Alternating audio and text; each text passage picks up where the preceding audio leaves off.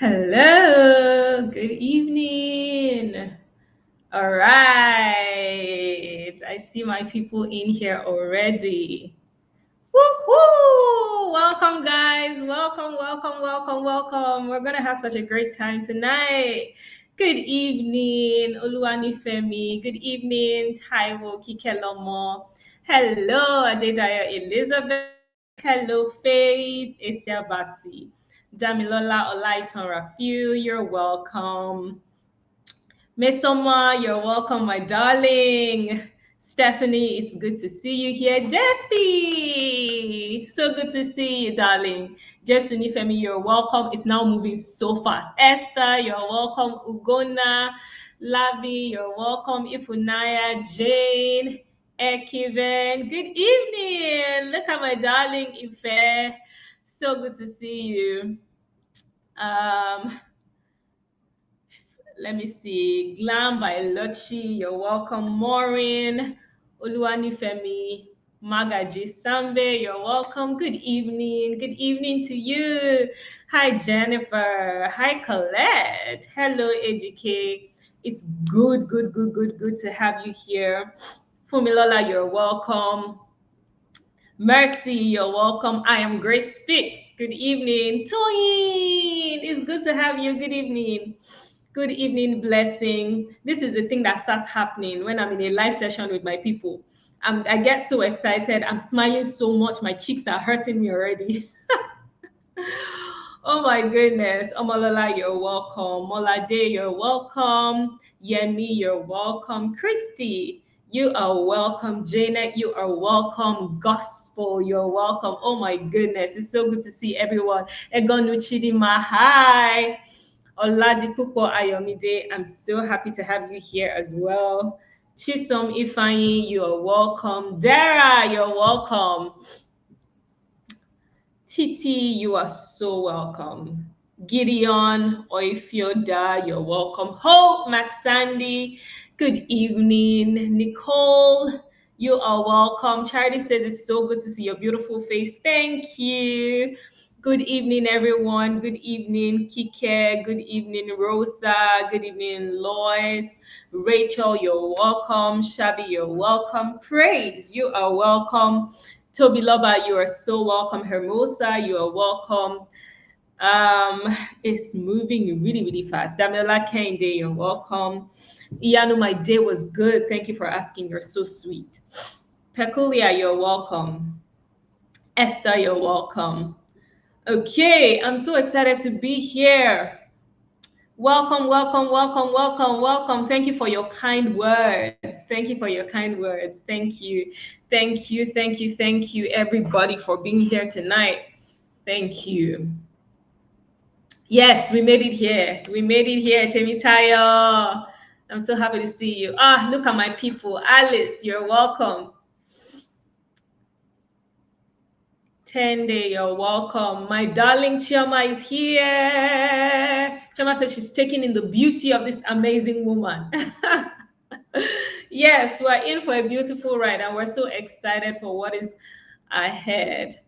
Fubara Atalia says she found me on the Shining Light show. Thank you for your kind words. Thank you. Thank you. My darling, my sweetheart, Temitayo is like, Coach Tosi, power now.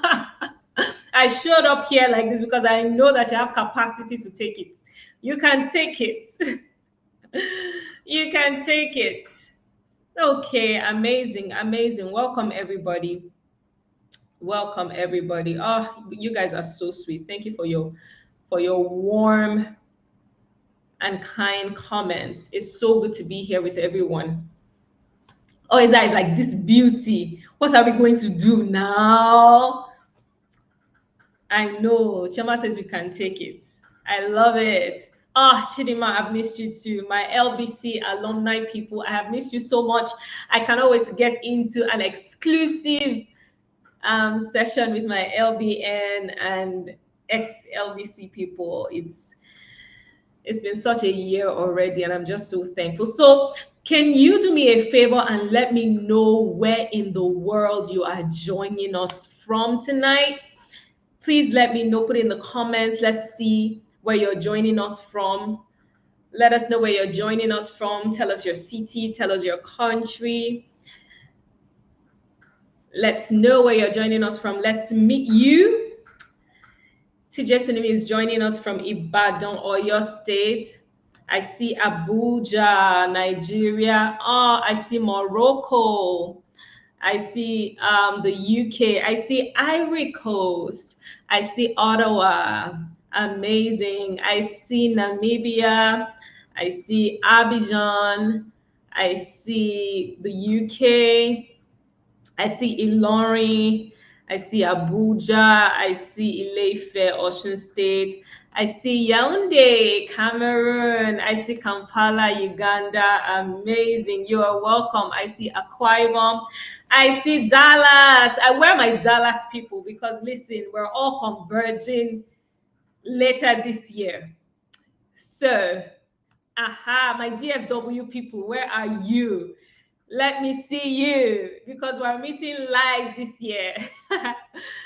Joining from Houston, Enugu, Nigeria, Sacramento, USA, Kenya, amazing, Accra, Ghana, amazing.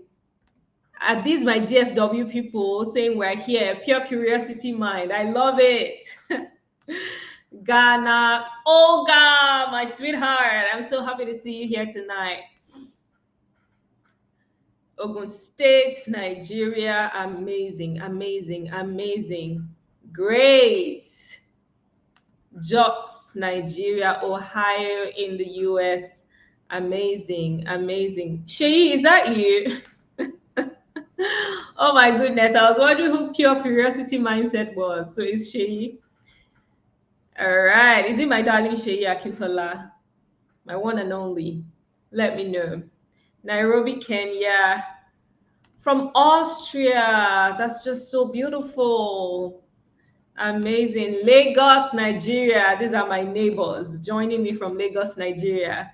Amazing. Keep it coming. Keep it coming. Let's take just a couple of seconds to, catch up on where everyone is joining us from so we can get an idea. We have another Morocco in the house. Where in Morocco are you joining us from? Morocco is such a beautiful city. From Lagos, beautiful country rather. From Lagos, from Alberta, from Accra, you are welcome. From Abuja, Nigeria.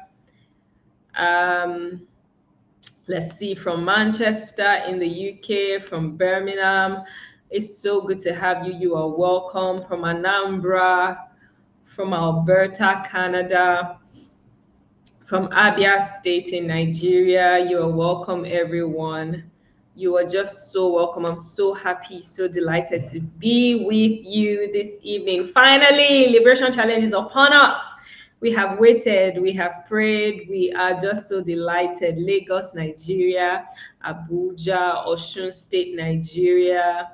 You are welcome, welcome, welcome, welcome, welcome, welcome. Manchester, New Jersey, Gladys, Texas, Lagos, Nigeria. Amazing, amazing. Great stuff. Great stuff. You're welcome. So if you could describe how you're feeling tonight in one word or in two words, what would those words be, or what would that word be? Thank you, darling Taiwo Ogunleye, for your kind words. If you could just describe how you're feeling in one word tonight, what would it be? How would you describe how you're feeling? How are you doing today? How are you doing tonight? How are you feeling? From Kent, UK, my darling Grace, of course. Jane is feeling expectant. Yvonne is feeling expectant as well. Jennifer is feeling expectant. Faith is feeling ecstatic. Ooh, I love this one. Iano is curious. Great. Chukufumnaya is excited and expectant. Taiwo is feeling pumped. I see a lot of excited. Chidima is feeling grateful. Biola is happy to be back. Let's see. It's my first time meeting you, and I must say you look gorgeous. Thank you. You're so kind. Thank you. Thank you. Lois is feeling inquisitive. Awesome. Sarah is curious. Amos is happy. Happy. Grace is reflective and excited because she knows it will be amazing.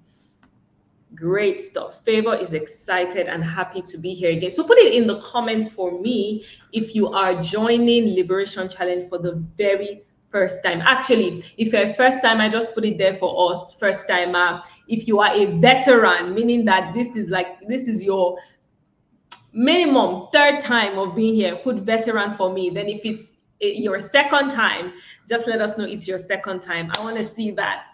Put it here for first timer, veterans. Please, can you help me clap for the first timers here? First timer, you are welcome. We're so happy to have you. Oh my goodness, we have so many first timers. Great, welcome, veteran. Lady Wasam is a whole veteran. Amazing second timer. Great stuff. I see LBC 4.0. So people are even already repping their cohorts. LBC 4.0. Choma, a veteran. Shei, the veteran. Rumi Abbas, definitely a veteran. First timers, you're welcome. Please help me welcome the first timers. They are our special guests of honor tonight, and we're so happy. Dara says, oh my goodness, that flew by so fast. But let me see if I can pick that comment again. She says, my first time listened to you at the Visioning Summit and went looking for you. Thank you for being here. I'm so excited to have you here. I know we're going to have a great time together. So first timers, you're welcome, everybody. We're so happy to have you. Choma says, oh my goodness, I just need to highlight that one. Choma says, we have refreshments after service. Don't rush home. Oh. You push your hold her. Let me just leave her comment here. Just hold her after this meeting for your refreshments because she has promised. Though. Okay. Let's see. First timer here after being pushed to do this for a long time. You're welcome. Thank you, Annie, for your kind words. Thank you. Virtual refreshments. I know, right? Okay. All right. Welcome, everybody. Liberation Challenge and Liberation Bootcamp is absolutely, oh my God, I'm receiving so much love and it's even just, I won't say it's distracting me, but no, it is fueling me. Thank you for the love. Thank you. I love you too. I truly do. So I was saying that Liberation Challenge and of course Liberation Bootcamp, these are some of my absolute favorite places to be because God has put such love in my heart for everyone that I have been sent to and everyone who is ever a part of Liberation Challenge and Liberation Bootcamp and just all of the things that that are attached to this work. And so I know that we're going to have such a great time. I personally have been so expectant. I have been ready. I have been, looking forward to tonight. I have been filled with joy and anticipation. And the truth is, when it comes to moments like this, you can never really be that prepared. You can, because you just never know where God will take that conversation. And I know that tonight we're going to have, just an authentic heart-to-heart conversation, even as we prepare to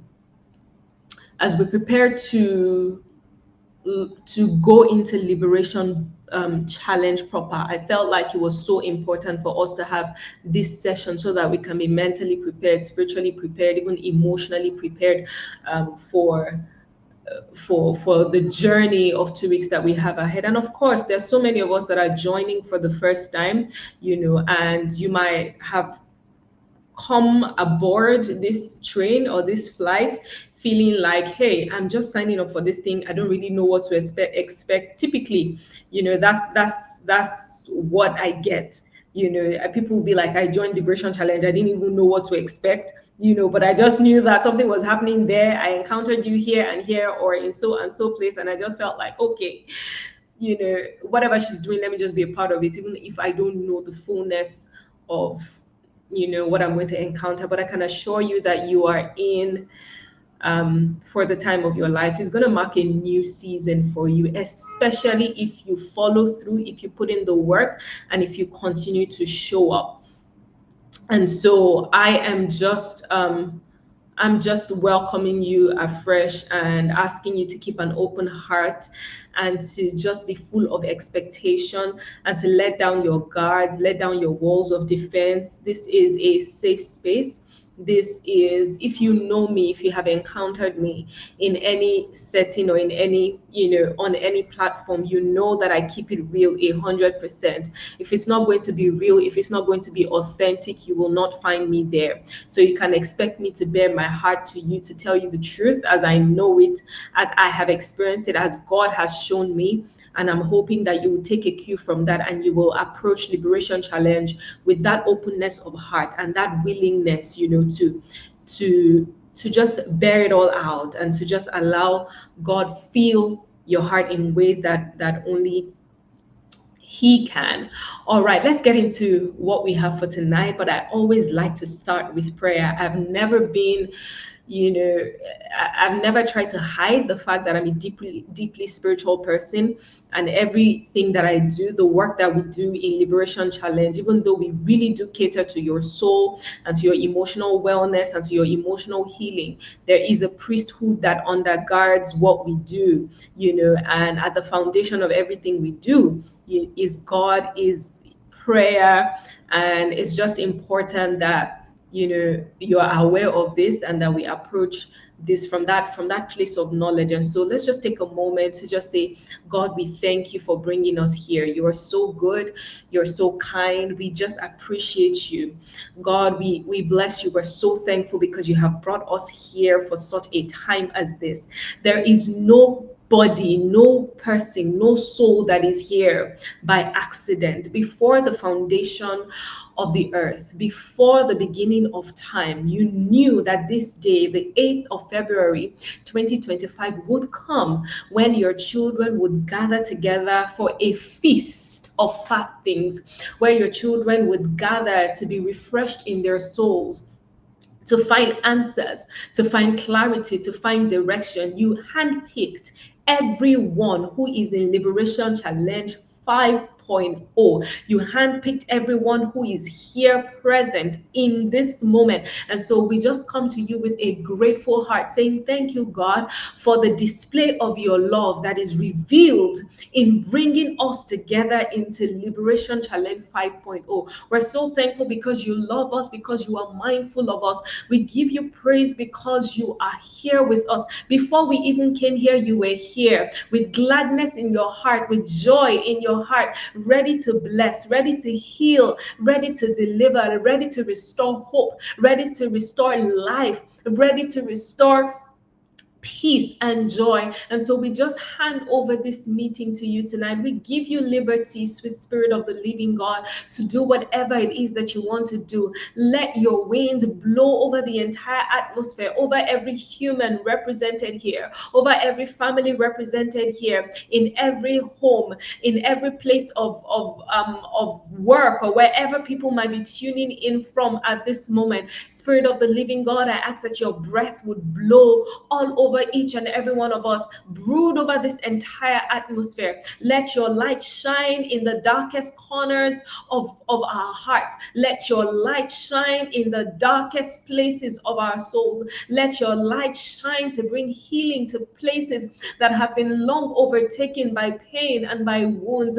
Let your healing love, let it just flow here tonight. Son of righteousness, we ask that you arise over each one with healing in your wings, and that that even from tonight, we will go forth leaping like calves led out to pasture in the name of Jesus, that the 2 weeks we're going to spend together, even after tonight, will mark our souls indelibly, will make profound impact on our hearts. We will look back on this day and these next 2 weeks in years to come, and we will be filled with gratitude because we will know that it marked the beginning of a new season for us. I thank you because no one comes in here and lives the same way. No one comes in here and goes with the same baggage that they carried here. No, we declare this arena baggage drop. We drop it all here. It doesn't return to our lives with us. In the name of Jesus, we break down every wall of pride. We break down every wall of defense. We break down every stronghold that has been erected from ages past, from years past, from childhood experiences, and we erect the truth of God's word in every heart, in every mind, and in every soul here tonight. In the name of Jesus, we thank you for the flow of your healing power, the flow of your healing anointing. We thank you, God, because this is the beginning of the rest of our lives. We thank you because this is the beginning of a glorious future and a glorious destiny. We thank you because this is the beginning of the reclaiming of our bedazzled lives, of life as you originally intended for us. We're so thankful, oh God. And it is in Jesus' name that we have prayed. Amen, amen, amen, and amen.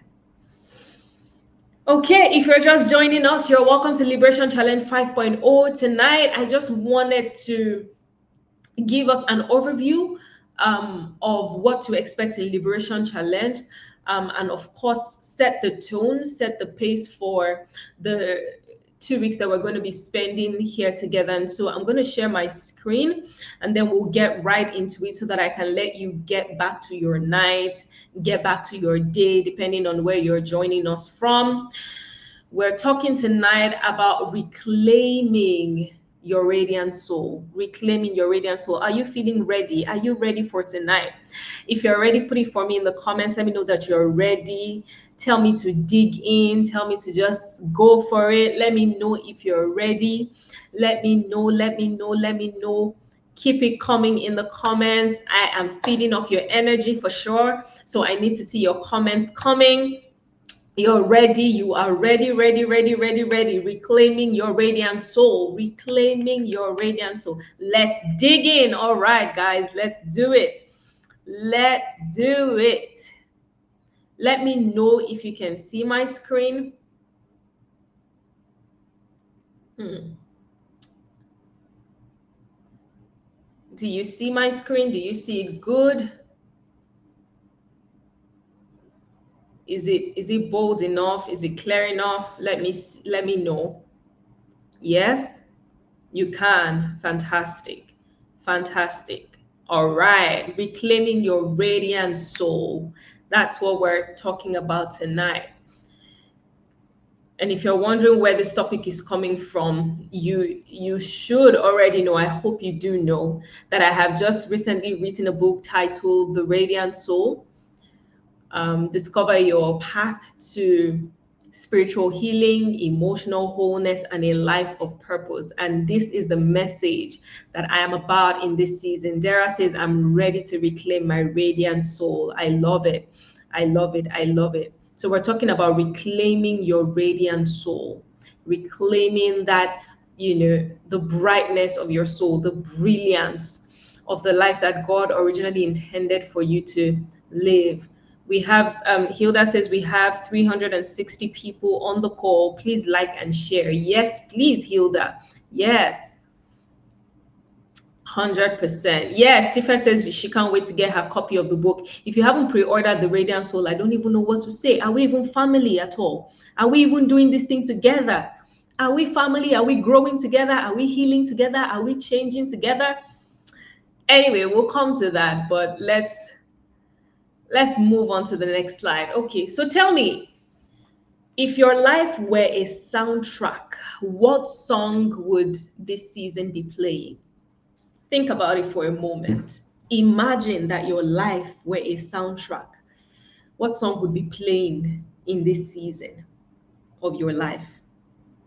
Oma, why are you unable to purchase it? Except you're not in Nigeria. And if you're not in Nigeria, not to worry, it will be on Amazon really soon. Faith says, I'm ready to pre-order the book. I'm sure that my team members are here and they will drop the link to pre-order in the comment box. But if you just go to tosinsunny.com/the radiant soul, you'll be able to get it. Still by Hillsong. Let's see the songs that are. Finn says, Jesus take the wheel. Wow. Why is the world wicked? Is that a song?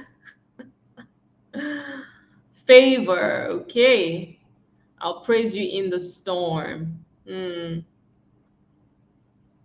Someone says refiner. Desire. Okay. No more drama. Okay. Seasons. Toyin says be still. Let's see. The sound in Nollywood where you're unsure of who is hiding to hurt the main character. Oh my goodness. Okay. Favor. Onye. Okay. Peace by Naomi Rain. Okay. Jesus take the wheel. Jesus ye. Becoming. Build my life. God is with me. Obinigwe. Healing hands. Don't give up on me yet. Interesting. In the room. We move. There's an overflow. Accent. Lord, you are good this year. Okay, yet I've still got joy in chaos. Interesting. Joy is coming. So grateful. Who did talk within God no talk? Right. That static noise from the TV scanning for channels. Oh my goodness. See how far. Maureen says protocol breaker.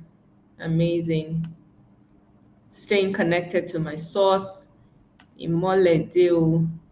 Okay. Undignified. Coming back to the heart of worship. Free. He won't fail. Interesting. Prophecy over me. God will work it out. Interesting. Let it flow let it show by K Strings. Okay. Interesting. Let's move on to the next slide. For some of you who might not have been able to relate to a soundtrack, what if your life were a painting? What colors would dominate the canvas in this season? What colors would dominate the canvas in this season? Chisom says it's weird. I never thought about it. Yeah, I mean, and that makes sense that you've never thought about it, right? Because we typically don't think of our lives in music. Red, gray, black, beige, white, blue, and yellow. If you can, you might want to put why you're saying that. What does white mean to you? What does blue mean to you? What does yellow or red mean to you? Gray, blue, purple, red, white, blue. Gray is numb. Thank you because you're really giving me a feel of the kind of energy that we have in the room tonight and where everybody's at. So it helps when you're able to say, hey, blue because peace. Yes. So for instance, Jennifer says blue, peace. And then Uche says gray is numbness for her. Purple for royalty. Yellow for blossoming, my sweetheart. And Twinnie Tomisi says, I wanted to read a comment that I might have missed. Blue for unsure and tired days. Gray because it's blur. White. Childlike. Okay, Black, because everything feels so dark, and I'm sorry to hear that. And I'm trusting that by the end of these 2 weeks, you're going to have a different story to tell. Christiana says white for peace, ease, and bliss. Gray, transition in gold for hope. Gift says gray, it's been a really tough month, but I'm holding on to God's promises. White, because the Lord is shining his light over my life. Interesting. Green, my life is beginning to make meaning again. That is beautiful. Sky blue, because this season has God all over it. Ejike says great because I'm in a waiting period. Chidima says red for reminding me of the blood that he shed for me. Yellow, Isiogene says for white, for bright days. Pastel colors, Tife says for calmness and reflection. Blue to Damilola means a new season, a season of growth and emergence. Interestingly, Folex Baby says black is for safety. Dawn says brown because it's pretty neutral, and I'm just waiting for something to pop. That is actually quite profound. Lois says white because God is calling me flawless. Gold because my life needs to shine forth. And purple because I need wholeness. I love it. I love that clarity. Red for the blood of Jesus. Black or mud brown. Why? Tell us why. Blue, say Grace says for melancholy. And then blue for Olushola is calmness. Sky blue with a touch of white because it means peace and hope for the future. Interesting. Interesting. Red for Kolawole praise is a lot of drama and emotions. Crystal white is for clarity. Esther says gray because it's not clear. Chidima says gray because she's confused about a few things. And then gold because she sees herself soaring this year. I love the hope that your words convey. Beige is neutral and plain, nothing exciting. I see that. Esther says brown for groundwork, foundation. Ife, my darling, says sea blue because the sea never ends. It's always flowing, and there's more. There's more. There's more. Blesses rainbow, oh, rainbow. I love it. Blue for peace and calmness. Yellow coming into brightness. Baby pink, a rebirth of my inner self. That is beautiful. That's beautiful. Fumilola says white for consecration and purity. Taiwo says it's green, red, brown, green for growth, red for the blood of Jesus and love. Is it because we're now in February? It's Valentine's season. Black and white, Blossom says, because it seems like one day up, another day down. Victoria says yellow for the season of spring forth.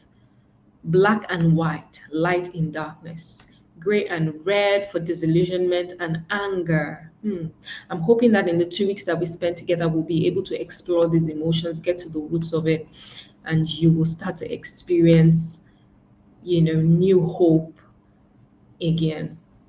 Lami says yellow and green. Okay, I do get a sense of what we have in the room. I feel like we're in between a lot of people who feel a lot of hope for the year, hope for the season, hope for the future. And then I also sense a lot of people for whom life has dealt quite a blow, or there have been experiences of disappointment and frustration, certain things that have never been expressed in words. Some of you are going to be expressing in Liberation Bootcamp what you have never expressed in words, never said to anybody, never been able to articulate. Some of you are actually going to find language for things that have been stuck in corners of your soul for so long, and because it's been stuck and you've never really understood it, you've never been able to deal with it, you've never been able to address those things, and they've consistently kept you feeling caged, kept you feeling small, kept you feeling stuck in life. But I'm believing that this is that season where you're coming out, where you're getting unstuck. This is the season where you're reclaiming your radiance. And so I want you to know that if you're here, it is a mark, it is a sign of God's favor on your life. If you're here at all, it is the beginning of a new season for you. And it really doesn't matter how your life feels. And you already know that I do empathize with whatever it is that you're feeling, and what you're feeling is valid. And I'm also full of hope that it's not always going to be like this, that there is indeed light, great light at the end of the tunnel, that it is just your season to be radiant again. It is your season to reclaim, your lost smile, your lost joy, your lost peace, and to step into the fullness of everything that God has for you. So thank you for sharing all of this with me tonight. There's still so many more comments, but I want us to save time. But I'm glad for how we're able to just put words to how we're feeling tonight, and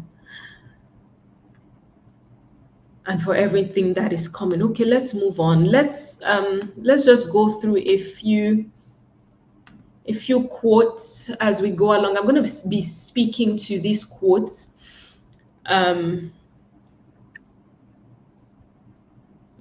I'm going to be speaking to these quotes as we go along, and it's forming the bulk of our session tonight. Each quote carries a powerful message that my heart wants to convey to you, and so I want you to really listen with your heart. And this quote by Rumi says, and if something resonates with you, please put it in the comments and let's know, exactly how it is resonating with you in this season. This one says, "You were born with wings to fly.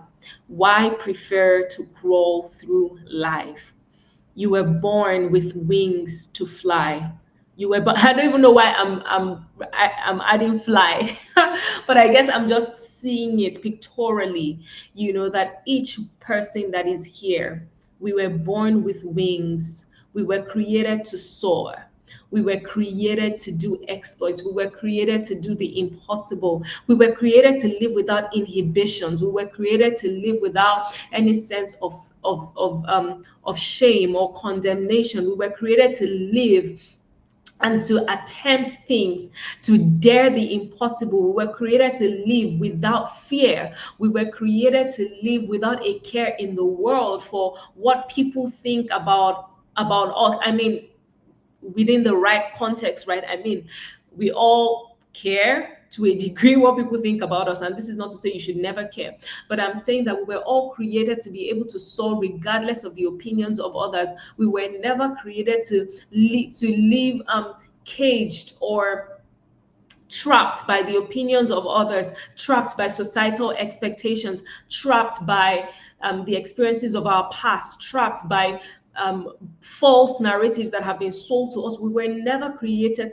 to be trapped in any way. We were never created to crawl. We were never created to move at snail pace. We were born with wings. We were born with wings. And if you're a person of faith, you will find that scripture in Isaiah that says that they, that wait upon the Lord, what happens to them? They mount up with wings like the eagle. They mount up with wings. And so you were born with wings. You were created to really just soar through life. Do you know what it means to soar? It means that even in the midst of the storm. I remember someone's comment saying that, hey, my life feels like, or okay, I think it was their song that says, I'll praise you in the storm.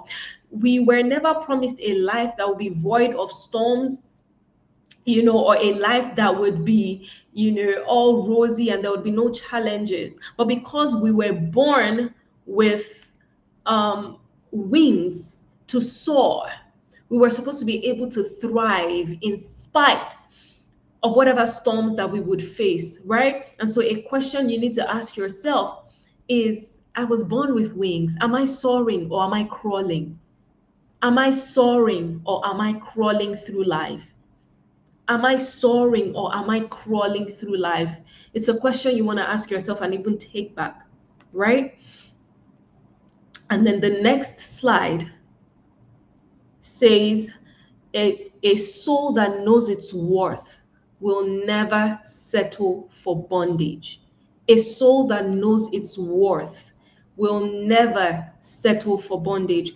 I feel like so many times in life, we settle for bondage without knowing it.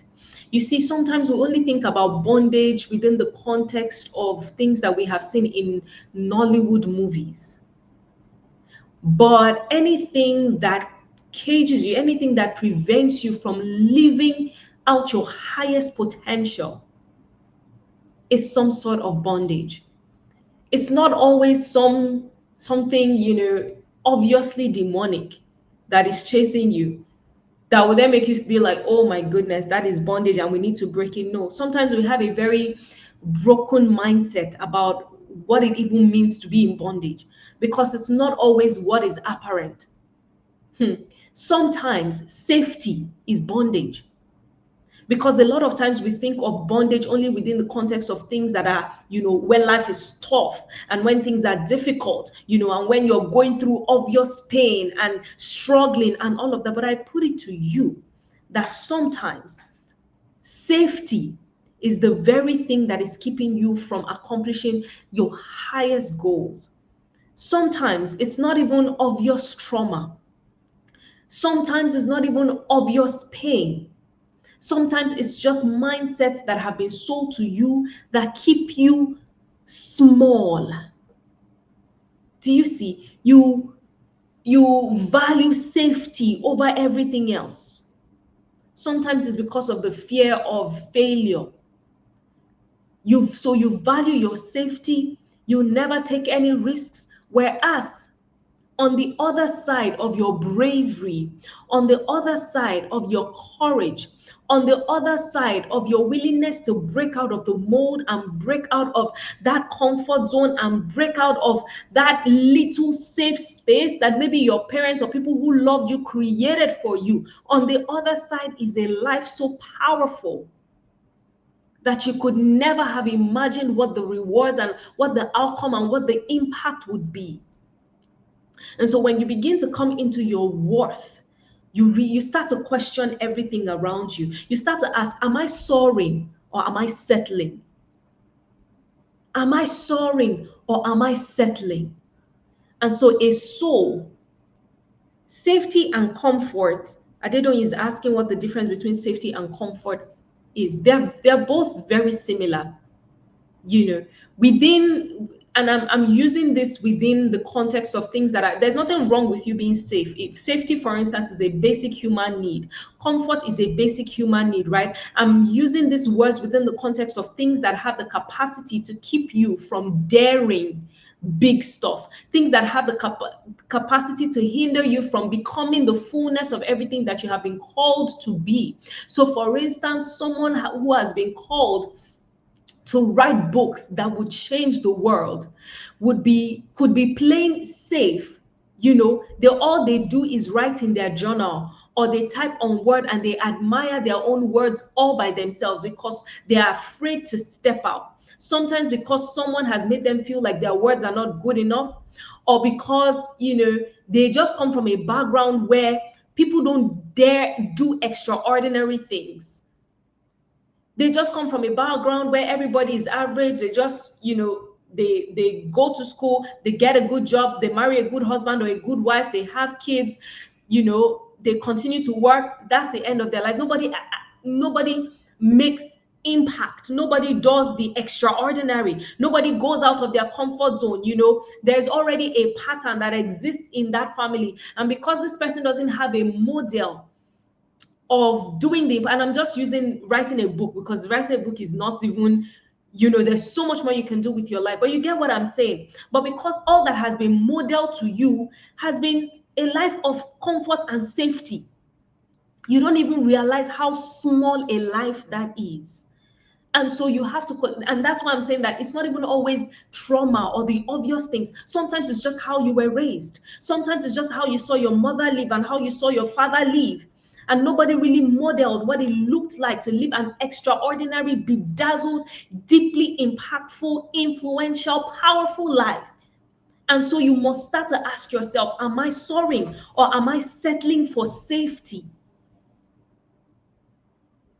Exactly. Peace says it. There are people who come from backgrounds where their parents just overprotected them. And because of that, they've never learned to attempt great things, to dare new things. Life is okay. You're earning well. There's money in your bank account, but you know in the depth of your soul that you have a nagging sense that there is so much more that I can do with my life. But the overprotection that you experience growing up has marked your soul in a way that makes you so afraid to step out of the comfort of your comfort zone, because you are afraid of what people will say. You're afraid of if it fails, people will laugh. You are afraid of one thing or the other. Do you see? My coach will say that don't let anybody keep you so safe that you become insignificant, because it happens. And I don't even know why my words and my thoughts are going in this direction, because typically I'm talking to the people that are hurting and broken and coming from broken backgrounds, and we'll probably get to that. If we don't get to that tonight, the rest of the challenge will address some of those things. But I just feel led to address people who, listen, I come from an okay background. However, there is this nagging sense that I don't have my life together. Nothing dramatic happened to me growing up, but I know that I'm not attaining the heights that I should be attaining at this stage of my life. Your safety then became a cage. The comfort and the overprotection that you experienced then became a cage. Do you see? And it shows up sometimes even in very little, seemingly mundane affairs. So, for instance, I'm wearing a yellow dress. There are people who, if they were raised according to their original design, and there are so many people whose parents did not align with God in raising them, and because there was a disconnect between the way your parents raised you and God's original design for your life, your adulthood is suffering for it. So back to my column, there are people who, by divine design, they are bright and bubbly. They were born to dazzle and to shine and to love colors and to live life to the fullest. But because they came from a certain kind of background and environment, they picked up mindsets that made it seem as though appearing a certain way is either wrong, sinful, overly flamboyant. Do you get what I'm saying? And so they grow up having a mindset against looking good, against wearing colors.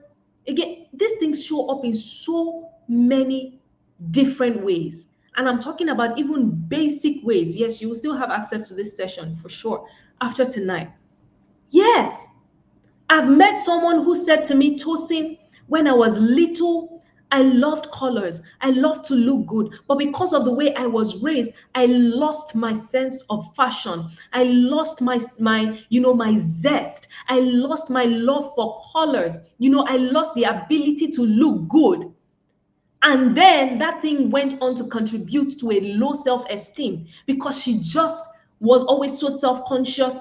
Something messed with her mind.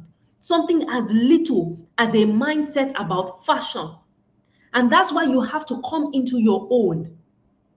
There are ways that you have been raised, ideologies that have been sold to you, that now that you have come of age, the Bible says concerning Moses, that by faith, when Moses came of age, he refused to be called the son of Pharaoh's daughter. So some of you need to come of age and refuse to be called what you were called as a child. Some of you need to come of age and refuse to believe the mindset and the narratives that have been told to you about how you should show up, how you should speak, how you should dress, the kind of job you should take. These are the issues. I'm telling you, someone's mother said you should not wear red, and you want to start to question yourself.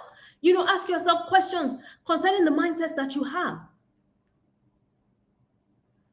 A soul that knows its worth will never settle for bondage. The liberation challenge is where you must start to question the things you believe. One of the biggest questions you must ask yourself in these 2 weeks is, who told me so? Who told me so? This was the second question that God asked Adam and Eve when they fell. The first one was, where are you? The second one, Adam was running around, confused because he had seen that he was naked. And then God said, why are you? And then Adam says, I hid because I was naked. And God said, who told you so? Who told you you were naked?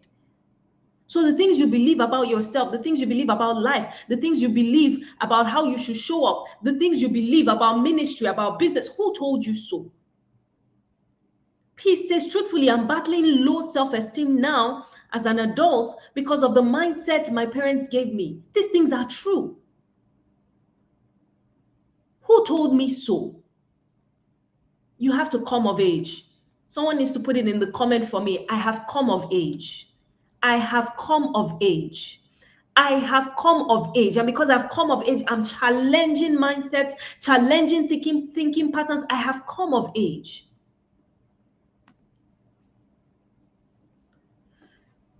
This one, I love it so much. I love it so much. Yes, I have come of age. I have come of age. I have come of age. Thank you. All passengers are not equal. This one, when God gave me the revelation of it, it changed my life. All passengers are not equal. I choose to fly first class on the flight of life. You see, in this journey of life, all of us are headed perhaps in the same destination, especially if you're a person of faith, right? We will say at the end of the day, we all come to this earth, we do the work that we're supposed to do. When our time is up, we pass on to glory if Jesus tarries, or if Jesus comes somewhere along the line, we all, if you're a believer, we all make it into heaven, and that's the end of the story. But I put it to you, and this is where the enemy cheats so many people, that the salvation package that Jesus came to give you is not just a one-way ticket to heaven. It is your ticket and the key to living a radiant life here on earth. There are many people who will make it to heaven, but they will be miserable while here on earth. The enemy will make a mockery of their faith, make a mockery of their life. Yes, they will be heaven bound. You see, the enemy is no longer fighting your salvation. Do you understand this thing? He's not trying to get you to go to hell, some of you, because he knows that that matter is forever concluded, right? Jesus has paid the price. You're going to make it to heaven. You already have your ticket into heaven. Your salvation, your entrance into heaven is guaranteed. However, everything he can do to make you live a miserable life here on earth, he will do. Everything he can do within his power to ensure that you don't fulfill your God-given destiny, because many people die not having fulfilled their God-ordained destiny, their purpose and assignments on earth. This is what the enemy comes to do. To fight your assignment, to silence your voice, to ensure that you don't live up to your highest potentials. He doesn't have a problem with you getting into heaven. That's the truth. Because he knows you've accepted Jesus, that matter is concluded forever. But while you are here on earth, he will fight to sabotage God's plans and purposes for your life. He will fight to ensure that you live miserable, that you live bound to the opinions of men, that you live bound seeking the validation of people, that you live in the fear of failure all your life. And because you live in the fear of failure, you never dare great things. To ensure that you live in the fear of rejection, so that you sabotage your relationships, you live in isolation and depression. You push people away out of your life that you should embrace, saying that you don't trust people, being suspicious of everybody's motives, thinking you are protecting yourself, whereas it is pure oppression from the pit of hell. This is what the enemy comes to do in the lives of many believers. And so you are crawling through life, like we saw in the first slide. You are limping through life when you were called to soar. You are barely holding on to the wings of the plane when you were supposed to fly first class. Enjoy your ride, your sojourn on this journey on earth. There's so many people who are just like, I beg, let Jesus just come. Let Jesus just come, because this life, this life is just a scam. People saying all sorts of things, adulthood na scam. You better be careful what you follow people to say. Be very mindful of these are the mindsets that people subconsciously subscribe to. that is placing a lead and a limit over what is possible in their lives. And so people are merely limping through life. Some people are going to limp into heaven. They will arrive, but they would have just been limping. Just been limping. Hey, finally, at least we got here. I don't want to live like that. I want to arrive in grand style. I want to arrive dying empty, having fulfilled the fullness of God's plans and purposes for my life. I want to fly first class. I want to enjoy the ride, enjoy the flight, enjoy the journey, regardless of whatever comes my way. I want to live free of the opinions of men. I want to live free of fear. I want to live free of shame, of guilt, of condemnation. I want to live free. And so what is it going to be for you? Are you going to fly first class? Or are you going to be cramped up in one small cabin, suffering, and just saying, you know what, as long as I make it, as long as I make it to my destination? No, that is not God's plan and purpose for your life. You're not supposed to be cramped and pressed by past experiences, by the abuse, by the rejection, by the betrayal, by the loss, by the grief. No, you're not created to be held bound by it. A radiant soul is one that has an inherent bounce back mechanism that empowers you to rise even after the difficulties of life, even after life has dealt you a blow, even when you've been through hell and high waters. You have a built-in bounce back mechanism that you can soar, you can fly first class, you can enjoy life. Some of you are not enjoying your life. Some of you are struggling with self-loathing, daily self-doubt. You look in the mirror and you don't even love who you are. And let me tell you something. It is okay if people meet you and they don't like you. But if you don't like you, you haven't met you. I put it to you, 100%. Let me say it again. It's okay for people to meet you, interact with you, and conclude that they don't like you. It's okay, because you're not ice cream, you're not jollof rice. And I know people who don't even like ice cream and jollof rice. You cannot be liked by everybody. And one of the pillars of a radiant soul is the ability to come to terms with the fact that you were not created to be liked by everyone. If you are liked by everyone, I don't have a lot of trust for you, right? So it's okay for people to meet you, interact with you, and conclude that they don't like you. But if you do not like you, I guarantee you 100% you haven't met you. The version of you that you are manifesting is a lie. The version of you that you're manifesting is what someone else said about you, is what you have believed for 30 years of your life, 40 years of your life. Things your teacher said, things your mother said, things your father said that you have taken on as your identity. You have not met the real you. If you met the real you, you would fall in love with you and you would be thankful every day for the gift of you to yourself and to your world. I guarantee you, many of us have not met ourselves. And in these 2 weeks that we will spend together, you're going to start to rediscover who you are. Some of you will discover, I have never known myself. What I know is false. What I know is a lie. What I know is colored by pain, by disappointment, by betrayals, by past experiences. I have not known me. Yeah. I love this one by DDK, and I love your comments. You're not suya, or you're not ice cream. People don't even like suya. Thank you, Lois. DDK says, if I become permanently damaged by something someone else did to me, I gave them too much power. Hey, who is that one resonating with tonight? If I become permanently damaged by something someone else did to me, hey, I gave them too much power.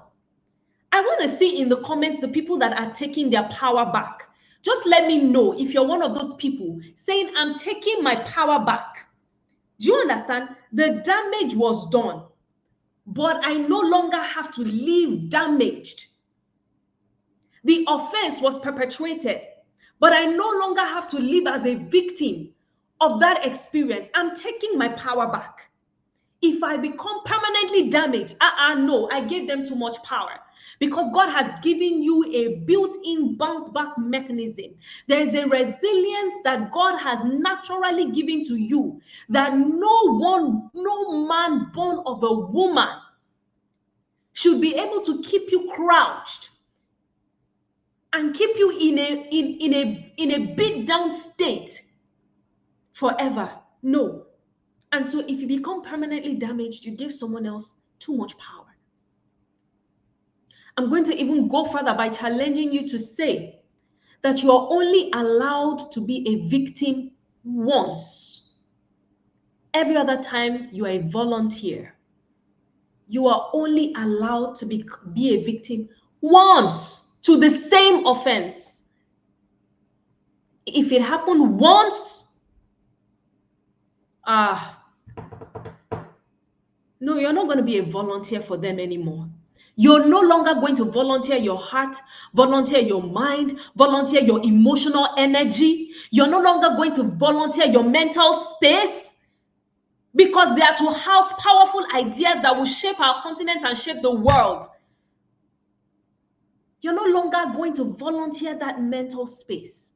There's no more time for that. I refuse to be a volunteer. I refuse to be a volunteer for pain. I refuse to continue to be a volunteer for false narratives. I refuse to continue to be a volunteer for the spirit of rejection. I refuse to continue to be a volunteer for self-sabotage. I refuse to continue to be a volunteer for the oppression of the enemy. I refuse to continue to be a volunteer. I just refuse. It's a new season. I'm taking my power back. And then this one says, we're not called to become something we aren't. We simply need to evolve into all that we already are. We are not called. We are not called to something we aren't. We simply need to evolve into all that we already are.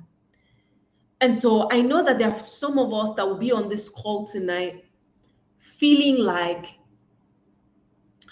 I have such a long way to go. My life has been marred by such pain, such disappointment, or I've even made a lot of mistakes. You know, I've made so many mistakes. I feel like I'm, lagging behind on so many things. I feel like there's someone I need to become. I just feel like sometimes it can be very distressing, right? And you just feel like, there's someone I need to become that I am not yet. But I want to make a case tonight and tell you that you're not even called to become something you're not. Everything that you were ever called to be, you already are. You only need to evolve into it. You only need to what? Evolve into it. You only need to evolve into all you already are. And I'll show you this as we go along. I'll show you this as we go along. The journey to wholeness is more about unbecoming than it is about becoming. And this is tied to my last thought that says that, hey, you only need to evolve into all that you are. Nobody's asking you to become something else, something you're not. The truth is that there are a lot of things that you manifest that you actually are not. That's not you. Life made you that way. Experience changed your personality. You're not even a mean person normally. You're not a brash person. Peace says, I feel like I wasted so much time. I get you. You're not even a brash person. You're not even someone who is so distrusting of others. You're not even someone who is so cold and distant. You're not even that person who is that super self-reliant. You're not that person who goes about, giving off the impression that, hey, I don't need anybody, I can do bad all by myself. That's not who you are. Life made you that. Experiences made you that. Your tender heart became toughened by the experiences of life. And so this journey to healing and to wholeness is not really about becoming. And I know we hear this thing a lot. You might have even read books titled Becoming. You might have heard a lot of, motivational messages that are tied to becoming. And everybody's encouraging you to become, to become, to become, to become. But I'm here tonight to tell you to unbecome. To unbecome. My message to you is not to become, because you already are. My message to you is to unbecome, so that everything that you are can bubble up to the surface. When you unbecome, then the real you can emerge. You're not that person.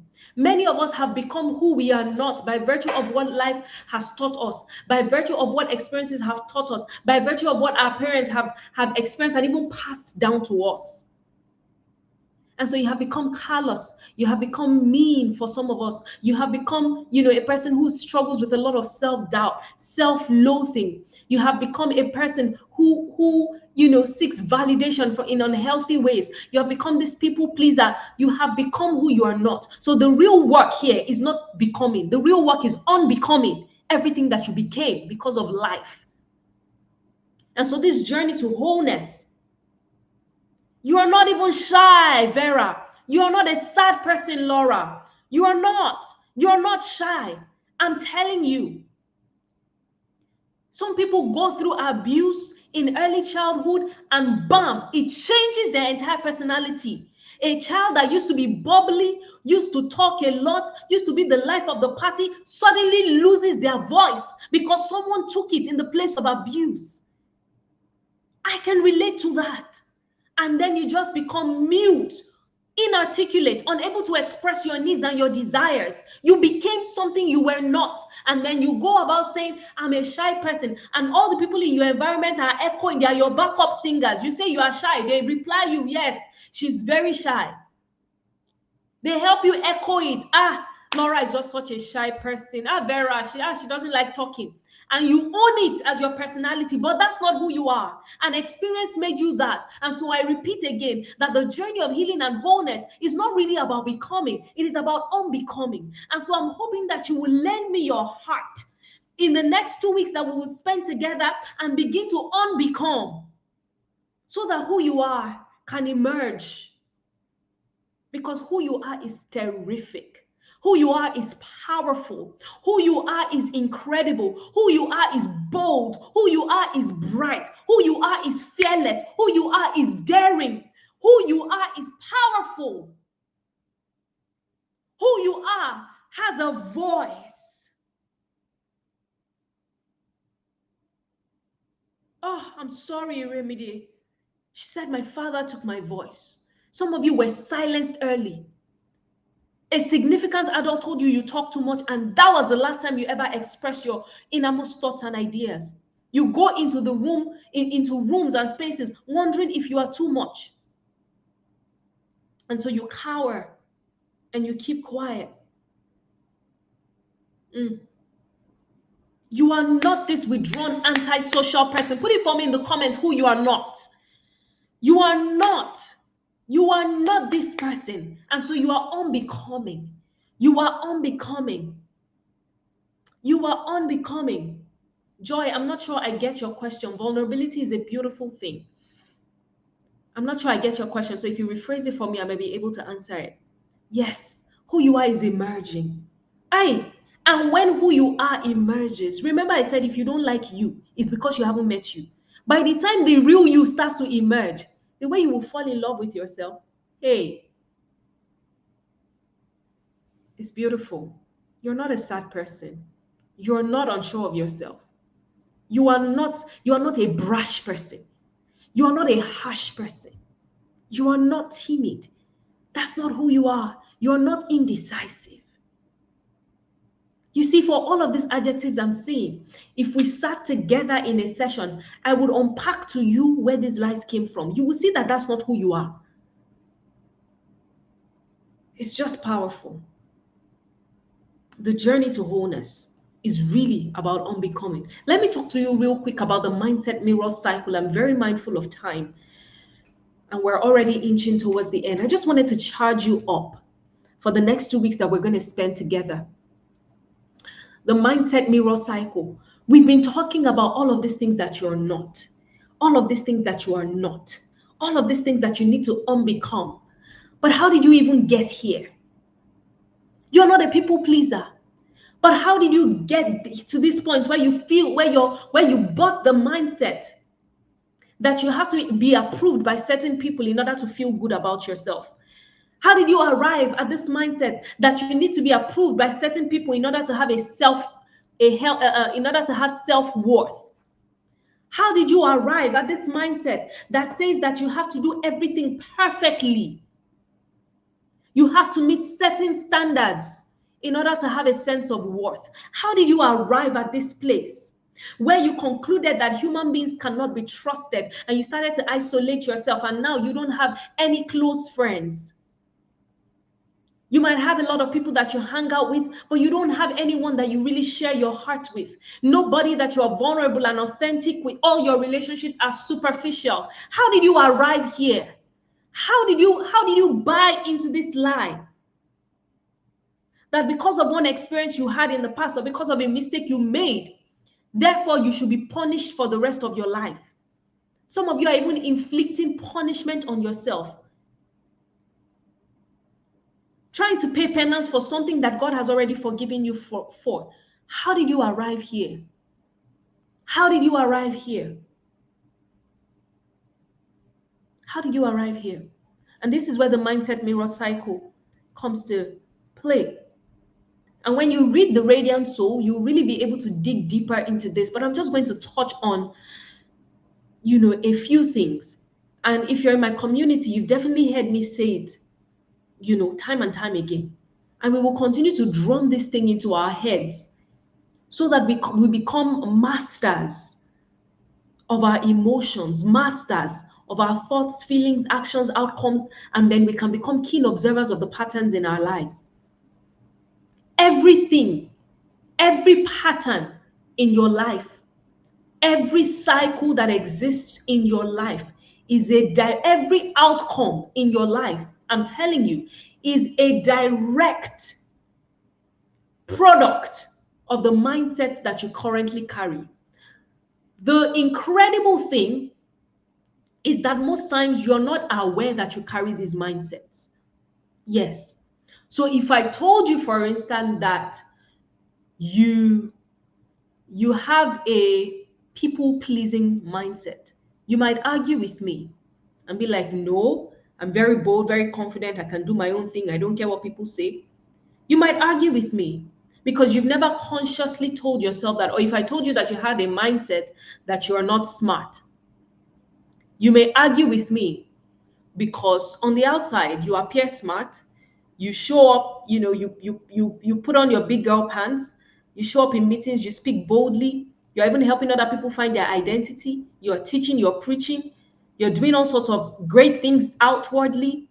And so you would disagree with me if I told you that you had a mindset that you're not smart or you're not intelligent. However, if I observe the patterns in your life, it will reveal to us whether or not you actually carry that mindset. So the greatest predictor of your mindset is not what is obvious to the naked eye. The greatest predictor of your mindset is the patterns that your life is manifesting. So if you want to know the mindsets that you have, look very closely at the patterns in your life. Do you understand? Look very closely at the patterns in your life. Now, I want you to know that for everything that you manifest, for every outcome, everything that happens, every situation, let me put it this way. Every situation that you encounter, that you experience, passes through certain filters.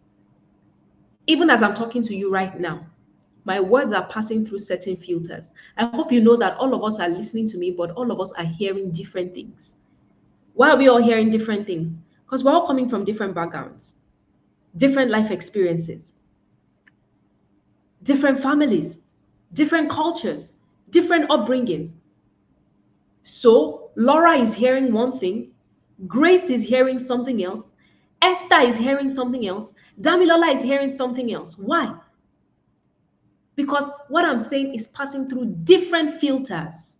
The filters of our pasts, the filters of our experiences, the filters of our unique upbringings, the filters of our unique cultures. Everything is passing through different filters. And so I put it to you that every situation that you experience, every situation that you encounter passes through the filter of your mindsets, right? Then your mindsets produce your thoughts in any given situation. Your thoughts influence your feelings. Your feelings determine your actions, and then your actions determine your outcomes. Then your outcomes will go ahead and reinforce your mindsets. That's why it's a cycle. That's why it's a cycle. An easy example that I love giving is, say, Mary and Martha went to a party. Mary was raised in a family where there's a lot of love, a lot of affection, a lot of abundance, a lot of reassurance. Healthy self-esteem was built into Mary's life from an early age. Her background is free of toxicity, free of abuse. There's just so much love.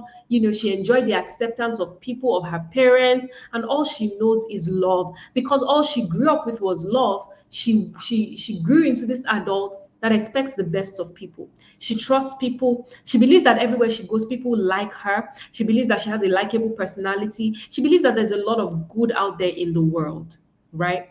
Martha, on the other hand, comes from a background that was marred by experiences of pain, rejection, neglect, abandonment, betrayal. She saw her mother betrayed by her best friend. And so she grew up into this adult who felt like, hey, people cannot be trusted. You have to fight for yourself in this life, right? She grew up feeling like people don't like me. I don't have such a likable personality. Everywhere I go, people abandon me, people leave me, right? People come into my life and they walk away. And so she doesn't expect good from people. She can't let herself love, whether romantically or even in normal friendships. Her guards are consistently up. She has Jericho type walls built around her heart, right? Now, Mary and Martha go into a networking event or a social gathering or a party. Naturally, because Mary was raised in such a loving and affirming environment, Mary goes into the party and she's like, wow, the people here are so loving, they're so welcoming, they are so, they love me, they like me, and so she mingles, she makes new friends, she makes new connections, she gets people's contacts, she strikes friendships, business partners, she meets she meets potential business partners and all of that. She leaves that event feeling fulfilled, feeling like she had a great time. And then because the outcome of that event was favorable, that outcome, what does it do? That outcome reinforces the mindset that she has about people. It reinforces the fact that people are actually kind. It reinforces the mindset that, oh, people actually really love me. It reinforces the mindset that, yeah, people can be trusted. Life is good. However, Martha, on the other hand, goes into the same event that Mary went to and made friends. Martha goes there and all she sees is rejection. Somebody raises her face, is looking in her direction, but because the person is, maybe zoned out. You know how it is that you're looking at someone, but you're not looking at them. You're zoned out. Actually, maybe you're trying to remember something and you're looking at someone. They might even be saying hi to you, but you're not seeing them. So that happens with Martha, and she's saying hi to someone, but they're zoned out, even though they're looking at her. But she's like, I said it, people don't like me. Why is she looking at me like that? And then she sees people, she's just like, this place, this party is so unwelcoming. People here are not friendly, they're not nice. And so she goes to a corner and she's just sitting all by herself. She won't mingle, she won't make friends, she won't talk to anyone. And she's like, I said it, people never like me. Everywhere I go, people don't like me. And so she leaves that event feeling deflated, feeling like people are just not, they just don't like me, People are snobbish. She couldn't make any friends, she couldn't make any, she didn't make new contacts, nothing. She just left upset. Guess what has happened? Her outcome has reinforced again the negative mindset she already had about people. She's projecting, because your mindsets become a self-fulfilling prophecy. Whatever you believe is what you will see, 100%. If you believe there's love in the world, love will come to you. If you believe people cannot be trusted, you will meet people who abuse you, people who, use you. 100%. That's how it works. And so in every situation, Becky says, I'm calling her out with Jericho typos. And so so I want you to know from now on that every situation passes through the filter of your mindsets, your pre-existing mindsets, to produce your thoughts, and then to influence your feelings.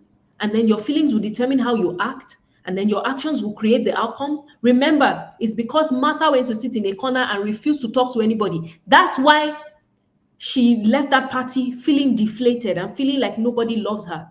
So her actions created the outcomes. It's not because the same party, Mary was there and Mary made friends, right? So it was Martha's actions that created her outcomes. Likewise, it was Mary's action of reaching out, of putting herself out there, that created the favorable outcomes that she had. So your actions, subconsciously or unconsciously, are creating your outcomes. And when you have a string of outcomes, then you have patterns in your life. And then your outcomes and your patterns then reinforce the mindset you already have. It's very powerful. If you get a hang of this mindset mirror cycle, you'll start to change your life. Literally, your experiences will shift. And the problem is, many of you are trying to change things externally, but the work is internal, because your life is a force field. You have the capacity to attract certain things into your life. And if you're not attracting them, it's because your force field is not yet attracting them. You need to fix that force field. I'm telling you, you need to fix what is going on inside here so that you can start to attract the kinds of realities that you desire. Yes, you're sending out wrong energy, sending out wrong vibes, and you don't even know it. A lot of people are even so unaware. And for someone like me who is so sensitive, I can pick your vibe from a mile. Do you understand? I can pick your, and I'm like, this person is so not self-aware. And we must all become students. This is why you pursue healing as a lifestyle, because sometimes you have hidden blockers. You're not even aware. But when you plug yourself into a system like this, where you're just even exposed to light and truth, you start to see things you didn't see before. You start to know things that you didn't even know before. Right? So let's move ahead. I really want us to be done within the next 15 minutes. So how are these mindsets formed? If we say that, it is your mindsets that create your thoughts, which then create your feelings, which then create your actions, which then create your outcomes, and then reinforce your mindsets. How are your mindsets formed? How are your mindsets formed? Your mindsets are formed by past influences. I used to say your mindsets are formed by past experiences, but the more I dig into this work and the more I learn and the more I grow, I realize that it's not just experiences, it's generally influences. Okay, past influences. They're not always direct experiences, but they are influences, past influences. Now, how are your mindsets formed? One of the ways, and this is the one that most people know, it's one of the most common ways that mindsets are formed, and it's through your experiences, past experiences. So what happened to you? What happened to you? One of the ways your mindsets are formed is by what happened to you in the past.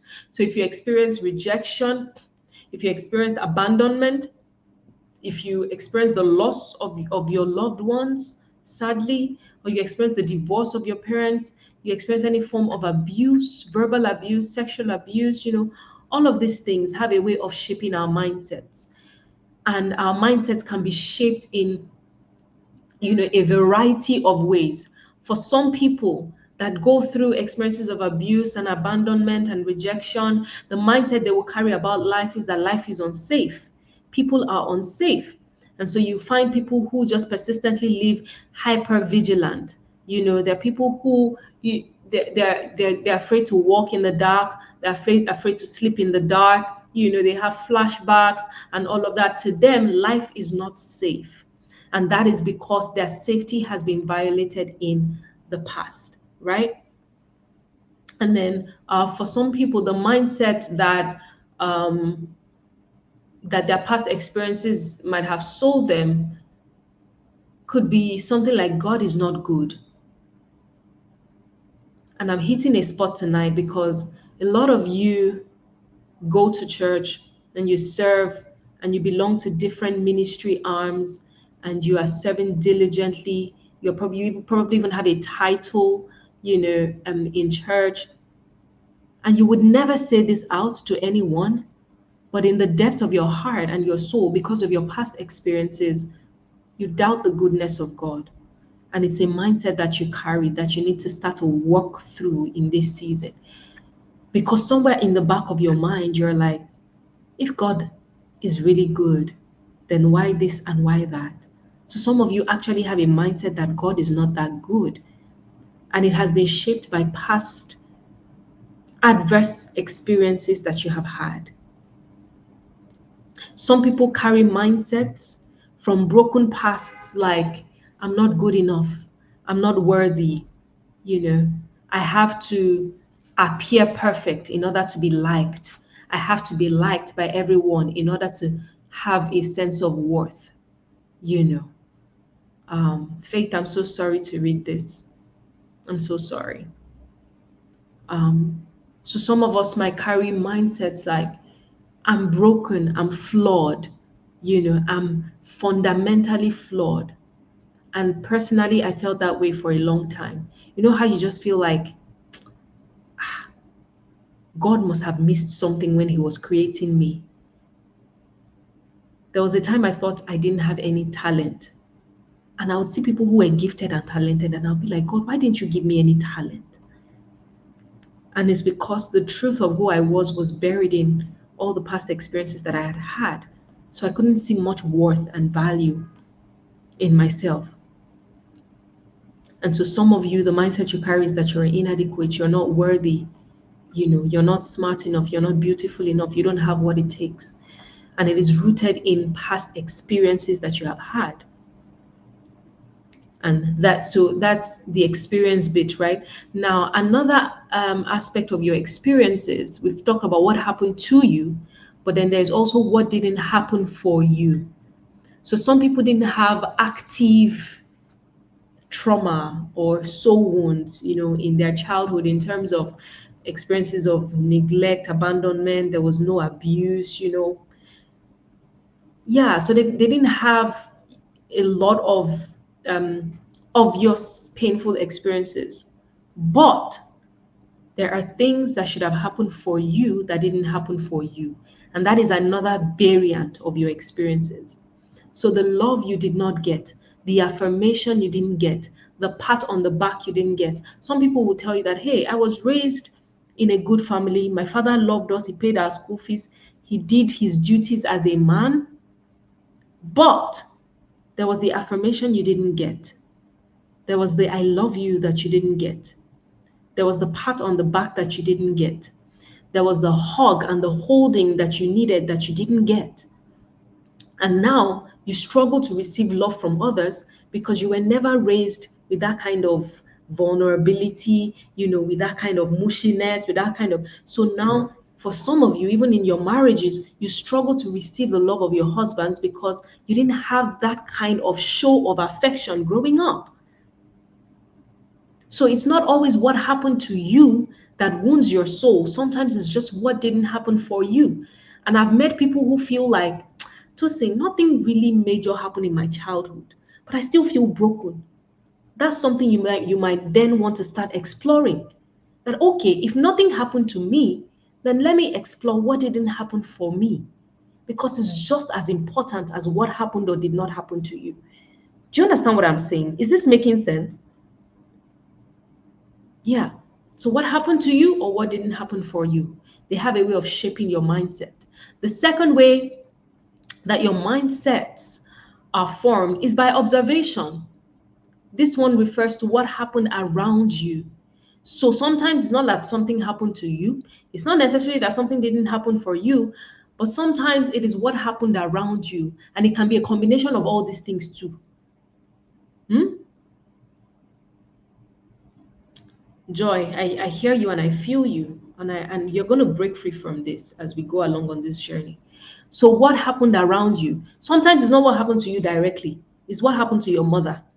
Do you know that you can pick up on the wound, on your mother's wounds, and you experience what we call vicarious trauma, secondary trauma? It didn't happen to you, but because it happened to someone you love, their wounds become your wounds, and their mindsets become your own mindset. That's why you must purge yourself, not just from your own experiences, but even the experiences of your loved ones that have marked you significantly. If your mother was betrayed by her best friend, you can grow up feeling like human beings cannot be trusted. And nobody betrayed you. Oh. Exactly. Imagine having some people have a combination of all four and all their babies. I'm telling you. So it's not like the thing happened to you. Nobody has betrayed you, but because it happened around you, there was chaos around you. There was a lot of backbiting, a lot of gossip around you. There was a lot of criticism around you. I've experienced this one, oh, and this one even happened to me, guys. I was not even a child. I was already, in my early 20s. But because I was steeped in an environment where there was a lot of criticism, there was this person that I really looked up to as a big sister figure, and she was such a critical person. She criticized, and now I know that it must have been because she didn't like her own life. When you meet some people who are really critical of other people, who always have something negative about others, just know that they are the most unhappy people. They are the unhappiest people on the surface of the earth. Of the earth. They hate their own lives, and so they will poke hole in every other person's life and put their noses in matters that don't concern them, criticize everything. So don't even pay attention to people like that. I'm telling you. Anyway, so in my early 20s, I was just consistently around this person who was like a big sister to me. I really looked up to her, and she was just so critical of everything. I mean, we would be going to a wedding together. She would be criticizing the bride, criticizing the bride's outfit, criticizing the way the couple held their hands, criticizing, the bridesmaids. She would find fault with everything. She would snigger. It was a lot.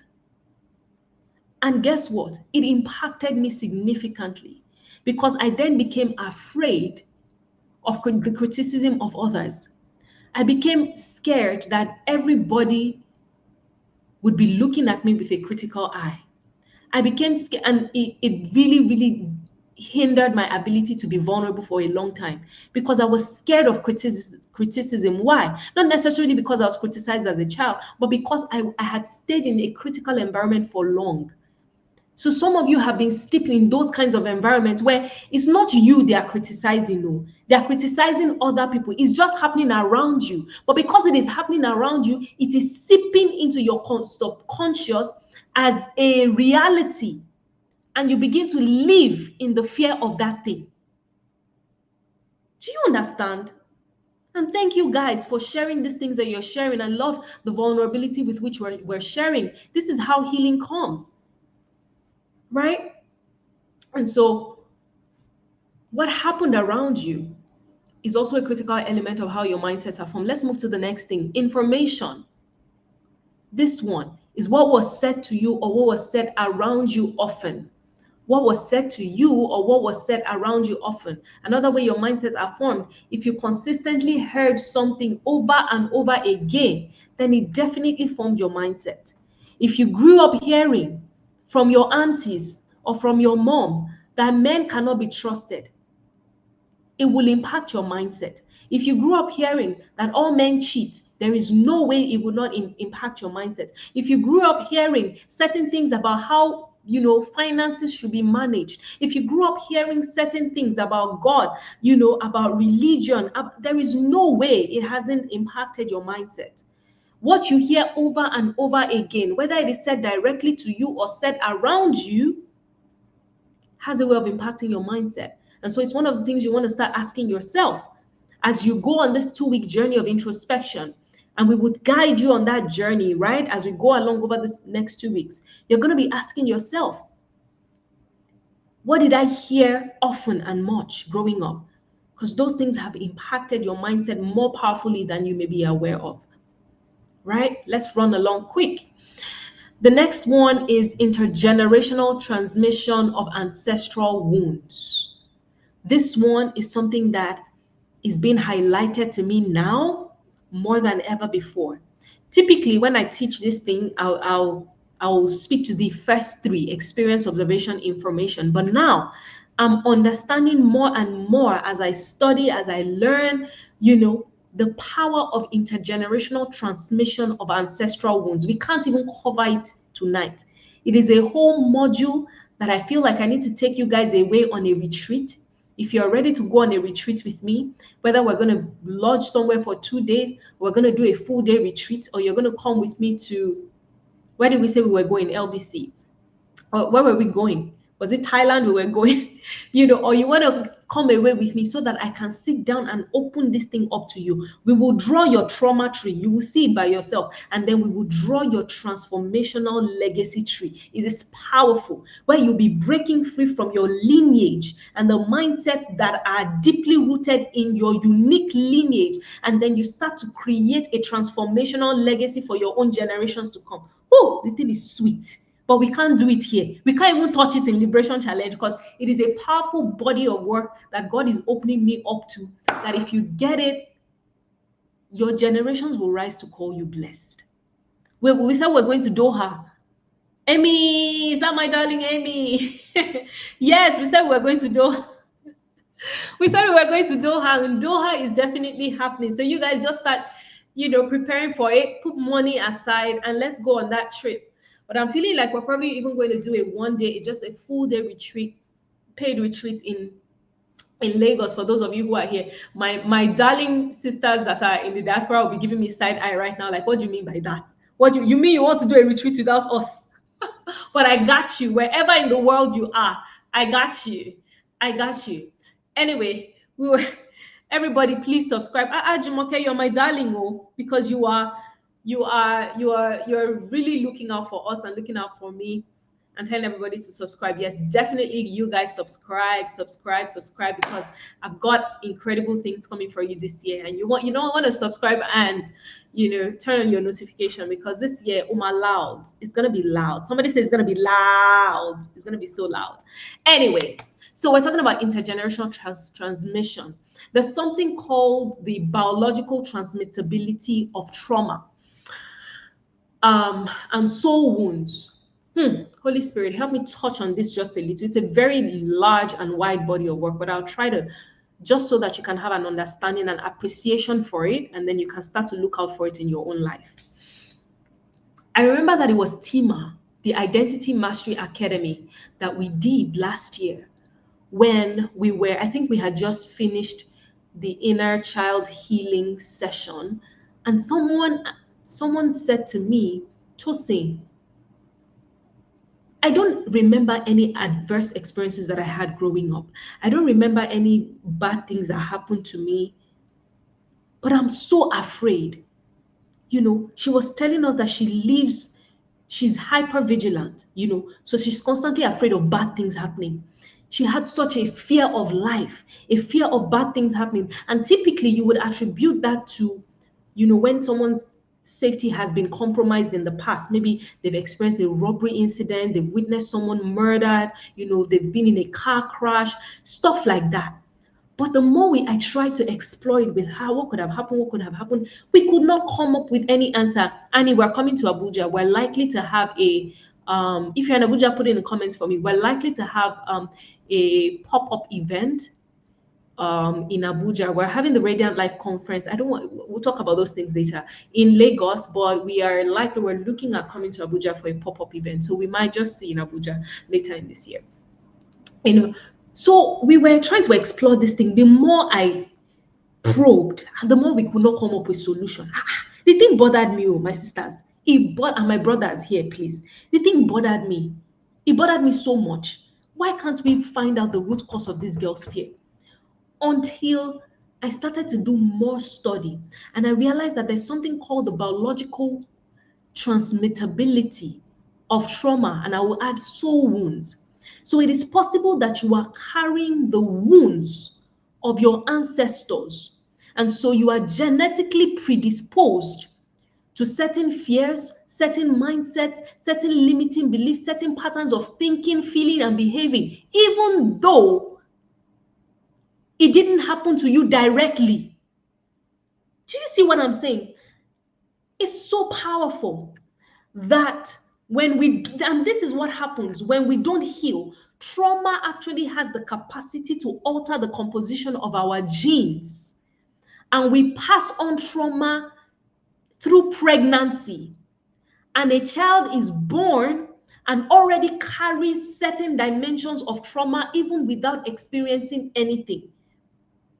And so you become genetically predisposed to certain things, to people-pleasing tendencies, even though you didn't necessarily experience abuse, but you're just wondering, why am I like this? Sometimes it's not even anything that has happened to you directly. It is genetically transmitted.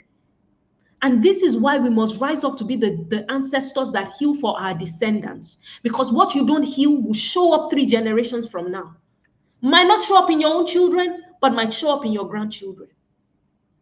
And it is my resolve that I will leave a legacy of wholeness and transformation.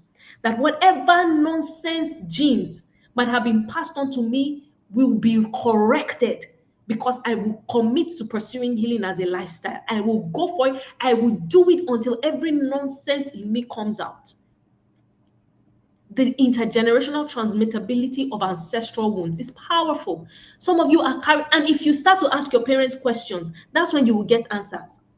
Sometimes just sit with your mother and have conversations, and then let her tell you what happened to her mother, and you will see similar patterns in her grandmother and in the great-grandma. If you have your grandmothers alive, have certain conversations, you will be shocked at what you will realize. You will be shocked at the patterns that have been passed down from generation to generation. I'm telling you.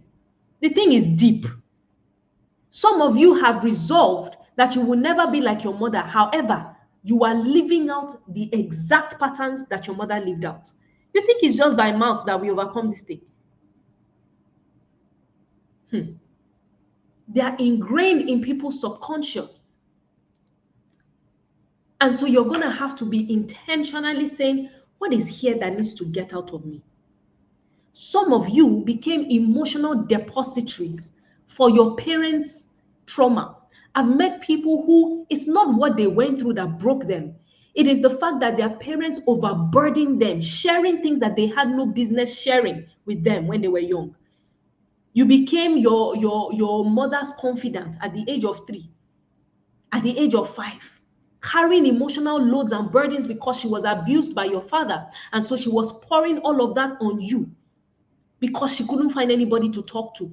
And then now you have a savior syndrome, because even from a young age, you learn to cater to the emotions of other people.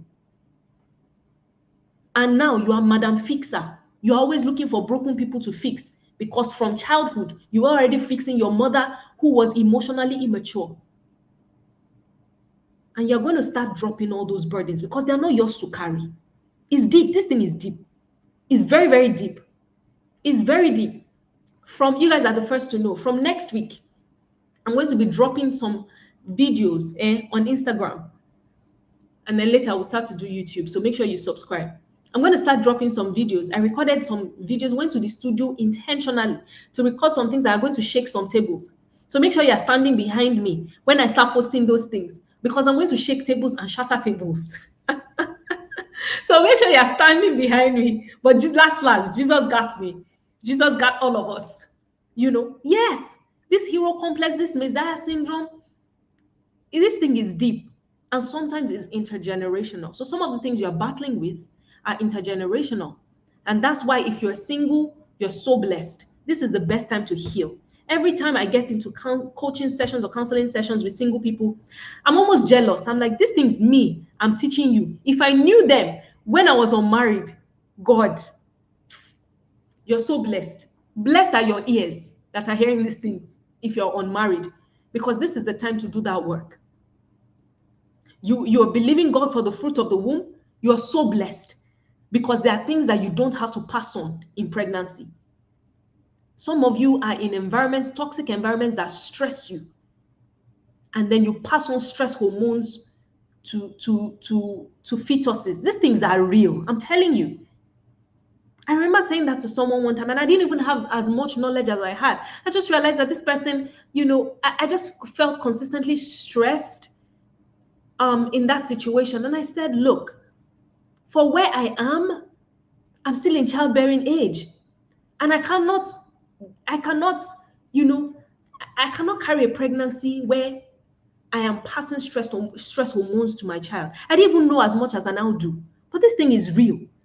It's real. So if you're believing to get pregnant, you're unmarried, you're in such a powerful place. Do the work now. So that from the womb, you're passing on hormones of health and wholeness. I'm telling you. Anyway, let's fly. Let's fly. We have to be here by 10. Out of here, rather. Before 10. So how do we proceed? I think this is the second to my next slide, to the last slide. What do we want to do over the next 2 weeks that you're in Liberation Bootcamp? You must show up. This is the time in this next 2 weeks. I invite you to probe deeply. I invite you to not take things for granted in your life. Don't just say, this is how I've always been. Don't attribute anything to personality. I want you to be so open to challenge everything that you have always known to be normal. Even if you've lived with it forever, ask yourself, why do I believe this thing? Why do I act this way? Why does this particular situation make me feel this way? Why do I feel this way around this person? Why do I feel this way in these situations? I want you to start probing, start challenging everything that you've always known to be true. I want you to become a keen observer of the patterns in your thoughts, in your feelings, in your actions. Why do you feel the way you feel? Why do you think the way you think? Why is it that anytime you are in this particular situation, certain thoughts are triggered? Why is it that once you see someone who wears a particular color, who dresses a certain way, who wears a particular color of hair, you are triggered immediately? Why? Ask yourself that question. Why is it that maybe you get triggered by someone who appears super confident? Because it triggers an inferiority complex that you're dealing with. Ask yourself questions. Don't just attribute it to the other person and say, I beg, their own is too much. Why do you feel like other people's own is too much? Yeah. Start becoming a keen observer of your thoughts, of your feelings, of your actions, of your outcomes. Probe deeply. Ask yourself questions in this next 2 weeks. The second thing I want you to do is to make the bold choice of investing in your legacy. And in the past, I would say invest in your healing, invest in your wholeness. But I've realized that healing is a legacy work. Healing is legacy work. Because when you heal, you don't just heal yourself, you heal for your descendants, you heal for generations to come. You heal for your entire lineage. So you've got to show up. Make the bold choice to invest. This is the year. See, some of you are willing to spend money on things that don't really matter. You will buy 1 million naira hair, Abi. Yes, the average good hair now, 750K, 1 million naira, 1.5, right? You will do, whatever you need to do to look good. But you're not fixing the things that need fixing on the inside. Some of you will even you will not even spend on yourself, but you're happy to spend on other people. Do things for other people because it gives you a sense of nobility. And you even feel bad spending on things that should matter to you. This is the year to change that. This is the year to invest. See, you are the greatest asset as far as your life is concerned. In whatever setting, whether you are a parent, you are a teacher, you are a change maker, you are a career person, you're a business person, You can only give what you have on the inside of you. You are the great, no matter how much you want to help other people, you are the greatest agent of change. You are the asset. So if you're not investing in yourself, every area of your life will suffer. If you're not investing in your healing, I guarantee you that there is money to be made that you are not making. Yes, I've sat in a session with a client who, when we started to heal her identity distortions, she went to her boss and negotiated and got a 10,000 pound raise at her job. Money that she had been living on the table since, because she had a broken sense of worth and she could not dare to ask for what she deserved. So you see, your healing impacts even your ability to make wealth, your ability to negotiate, your ability to get promoted, your ability to take crazy steps and reap crazy rewards in righteousness. I'm telling you, you give grace to everyone else but yourself. Invest in yourself this year. You can't even afford to stop with Liberation Challenge. Liberation Challenge is 2 weeks. LBC people, where are you? Tell them that they need to come into Liberation Bootcamp. Let's go and get our hands dirty. In 12 weeks, your life can... I've never seen anybody that went into LBC and did not come out a different person and did not come out a lion, bolder. Hey, God. You will invest, though, because you are worth it. Some of you don't even place any worth on yourself. You don't place any value. You need to start placing premium value on yourself. There was a time God told me to go on a coaching retreat that cost thousands of dollars. My coaching, some of my people are probably on this call. And I was first arguing and struck, and God was like, you don't even realize that you are fertile soil. I'm calling you to sow into yourself, because when you sow into yourself, there will be a mighty harvest. I need you to place premium value on yourself and say, Tosin, you are worth this investment. Can you say that about yourself? Can you say, Lois, you are worth any investment that you need to make in you this year? Whatever it will cost, whatever that looks like, whatever the lengths you need to go, can you say to yourself, I'm worth this investment? Whatever it is. LBC, you get the details soon. You get the details before the challenge is over. You can rest assured. We're still coming back here. For the next 2 weeks, I'm going to leave you to your, facilitators. You guys are going to go into the podcast episodes and all of that. And then we'll meet again for a final closing webinar where we'll just wrap things up. But before then, you definitely get the links to LBC and you'll be able to sign up and secure your spot as early as possible. Of course, it's going to be a more intimate setting. You have more support. You will have more resources. It's immersive, it's intensive, but you cannot be the same person after LBC. We've done this thing 5 times, so I know what I'm saying. Show up fully. That's the third thing I'm going to advise you in this 2 weeks. Let me tell you something. Let me prepare you beforehand. You need to show up fully. You need to show up well. A lot of things are going to come your way in form of excuses. Oh, I'm busy. Oh, this thing is clashing with my work. Oh, this thing is, I work such late hours. Legitimate excuses that are actually not legitimate. Place enough value on yourself to rework your life, rework your schedule so that you can make time for this podcast episodes. They're not, number one, you're not even doing this thing every day. You have breaks in between. You have a day that you can listen, and then the next day will be the review day. So it's actually paced in such a way that you can catch up. Wake up an hour earlier if you have to. Sleep an hour later if you have to. But do not allow yourself give excuses. This is what I see. Usually by the end of week 1, I already know the people that are getting on this, going deeper with me in LBC on this journey. Because I always say, if you're not ready to put in the work, don't come to LBC. I'm not... Do you understand? We're not trying to pull crowd or pull numbers. No, I want people whose lives will show and validate the work that we do because it works. No, I've seen people rise from LBC. But if you're not going to put in the work, there's no point. So usually by the end of the first week, I can tell, because some people might start giving excuses. They will be tired. They will have had a lot of work to do. They are doing some other course. They are doing some other. I'm telling you now to put away those excuses. I'm telling you now to show yourself that you are worth this, and to show up, to commit to yourself, to commit to showing up. Would there be things that will come up that will make you feel like, oh, you can't continue, you can't do this? I guarantee you they will come up. But let me tell you upfront, they are demonic distractions. I'm not even going to mince words. One of the greatest ways that the enemy keeps a person from fulfilling their destiny is through unhealed wounds, unresolved trauma. So he wants you unhealed. So he will give you plenty things to distract you and they will seem legitimate. So when those things start happening, I hope that my voice will be ringing in your ears,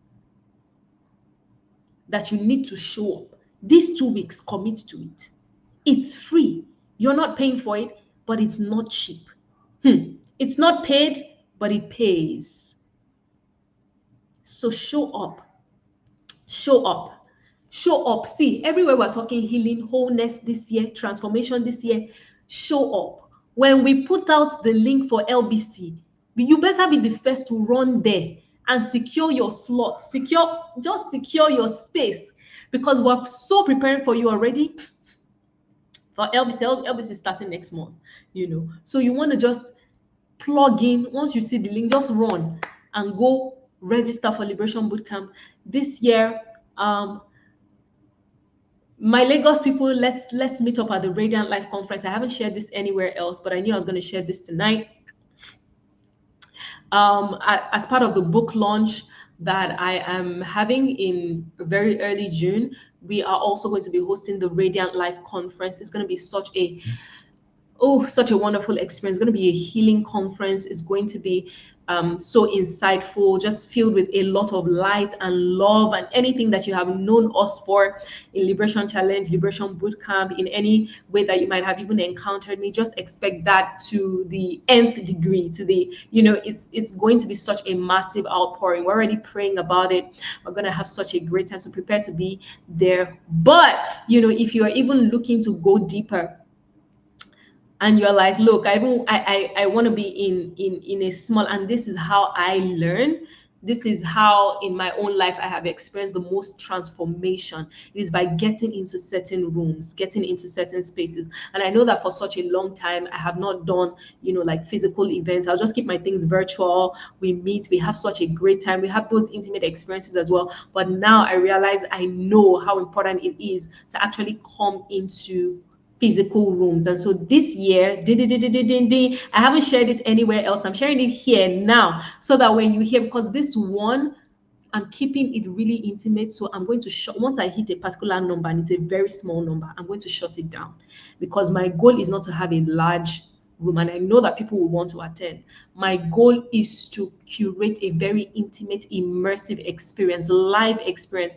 We're going out to brunch. It's called the Glow Up Brunch. We're going to do that. I will definitely let you know the dates when it's out, but I'm just preparing your mind in case you're this is the ultimate, immersive experience as far as this Radiant Soul project is concerned. This is where we get in the room of just a few women. It's not virtual, it's physical. It's going to be an intimate experience. Really deep soul searching will go on.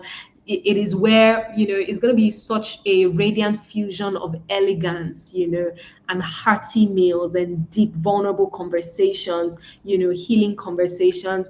There's going to be a lot of love. There's going to be just a lot of it's going to be an experience that you would love and you'd be thankful for. So once you hear about the Glow Up Brunch, make sure you are also the first, if you really want to be there, because I'm keeping the number really small. This is where this is how I love to learn, and this is how I love to to express myself the most, when I'm in small rooms, because then I can have one-on-one contact with people. My friends and even my coach tells me that I'm that girl that loves to look in people's eyes. I'm such a lover, and so I always love to have those one-on-one experiences and to just be in intimate atmospheres, because there's a lot of transmission and a lot of healing that just goes on, and just a lot of warmth that is released. So once you see that, just hurry up, because once I hit my number, I'm shutting it down. And you don't want to hear sold out. So I'm just sharing it here because I felt like, if you're coming into Liberation Challenge and if you're in my community, you should be the first to know before I put it out to the general public. Of course, the Glow Up Brunch is paid. It's a premium experience, top-notch experience. It's definitely paid. We will definitely be announcing that. We'll announce the Glow Up Brunch in good time. Just stay within the community. We won't shut down the Liberation Challenge group immediately. We will shut it down at some point, but we'll keep it open for a bit just so we can pass across some information in good time, and then you still be able to, you have enough time to sort of plan for that. So we'll definitely communicate it with you, and we'll make sure that you have ample time to prepare. So awesome. Precious, you already registered for LBC. We haven't even announced it. Are you joking? How did you even find it? Because we haven't even announced it. Well, it's typically what we see, and this is what's going to happen with the Glow Up Brunch too. It happened with LBC last year, where we had not announced the link. We hadn't shared the link, and people found the link and started registering. People found the link and started registering. So, but I wanted to mention so that you're the first before you hear sold out, because I don't know how some people do it, whether it's an angel that ministers to them or they just put it in Google, but they find it and they secure their slot, and there we go. I love it. So that's it for tonight from me. I feel like we've done such a good job. 2 hours. You guys have done so well. Let's do this, guys. Let's do this. Let's do this. Let's do this. Let's do this. Lois says, who wants to be accountability partners? I love it. I encourage you to do this, to get accountability partners. Let me tell you, especially in LBC, people come into LBC not knowing each other. My sisters here can testify. Amy is here. I don't know if Odun is here and her accountability partner. These people go on to become sisters for life. When you're coming from a background of, hey, I can't really trust people. I don't even know people like that. I don't, but when you are in a community where all of you, and this is why I say, look, bring your friends into LBC, bring your friends into Liberation Challenge, because it's crazy when you're doing this healing work alone and then you go back to a toxic environment where people are not self-aware, they're not on this journey. It just messes up your process. But imagine if everybody in your space was self-aware, was pursuing healing as a lifestyle, right? But then again, that's what you find in LBC, because you now have sisters who are on this same journey with you. Do you understand? You people are pursuing wholeness together. You guys are on this same journey of growth and transformation and self-awareness. Already, it's a natural healing environment. You find people that you can be vulnerable with. You'll be like Tosin. I never knew that I could be this vulnerable with a person. I had people in LBC who were praying. They became Tosin. Emmy is here now. Emmy says, let me just highlight her comment. Emmy says, Tosin, we did 6 hours last month, my sister girl and I. This is Emmy. Emmy was with me in LBC, the last cohort that we did. Emmy is telling us now that she did 6 hours of what? 6 hours of prayers. These guys have become besties, literally. And guess what? They're not even, Amy is in Australia. Amy's accountability partner is in the US. She's a doctor. She's a medical doctor in the US. And I remember Amy coming into the program and then being matched with her accountability partner. And Amy was like, hey, will she have my time? She's a medical doctor. She must be busy. But look, they're rocking life together. They're standing in the gap for one another. They built a sisterhood that many people only dream of, that many people only, hope for. This is what you find in LBC. That this is the depth of healing that you experience, because we heal faster when we heal in community and when we find our own kindred. And it's not just Amy that has this experience. Some of my other sisters here have it. Let me find Grace's comment as well. Let me see. Grace says, me and my babes, Odun, I made sisters in LBC after being scared of women. Look at that. Amy says, my experience with Dr. Nena is a movie. It's a movie. It's a movie. Leah, don't worry. You get all these details within a matter of days. You get all these details. You get the link and everything within a matter of days. When we were done with LBC last year, I had tears in my eyes. I was going through the feedback forms and I was like, my goodness. The depth of healing and transformation, the sisterhoods, the friendships. I'm like, see, you guys are not, you even need to be adding me to your group, because did I tell you guys I don't meet, so I'm not looking for sisters and friendships. It's beautiful. It's beautiful. Whew. It's beautiful. Guys, plug in. Dallas, DFW people, we're coming to you later in the year as well, by God's grace. So prepare. We're gonna have a glow up brunch in Dallas by God's grace as well. So prepare to come have a great time And we will definitely put out the information early enough so that you can prepare. Those of you coming into LBC, some of you will be in LBC, you still be in Glow Up Brunch, you'll be everywhere because you deserve it, because you need it. This year, decide you will go all out for yourself. It is powerful when you do. I do it for myself. I invest heavily. Anything that will bring deeper levels of healing and wholeness to my heart, anything that will transform my mind. I'm telling you, I spend hundreds of thousands because I am the biggest asset. If my mind is fixed and my heart is fixed, there's no stopping me. And you will realize soon enough that whatever you paid does not in any way compare with the level of transformation that comes to you. This was what happened in LBC last year, with people reaching me and saying that, Tosin, what did we even pay compared to what the weight of what we have received? I got that so much last year. Someone said to me, Tosin, I'm sponsoring 10 people into Liberation Bootcamp this year, hands down. People reaching out to me and saying, look, how can I get people into Liberation Bootcamp? We need to take this thing to the ends of the earth. What did we even pay? And that's my joy. That's my joy. For you to be able to look back and be like, no, now, Tosin, oh yeah, take times 10 of this. Just take it, because do you get? What did we pay compared to what we're receiving? This is what happens. And so I'm just going to encourage you to be willing to go all out and to show up for yourself powerfully. Yeah. LBC is fully virtual. So wherever you are in the world, you'll be able to connect to LBC. We even have support groups, just like we have in Liberation Challenge this time around. There's a support group. If you're in North America or in a different, significantly different time zone than what we have here in Nigeria. Yeah.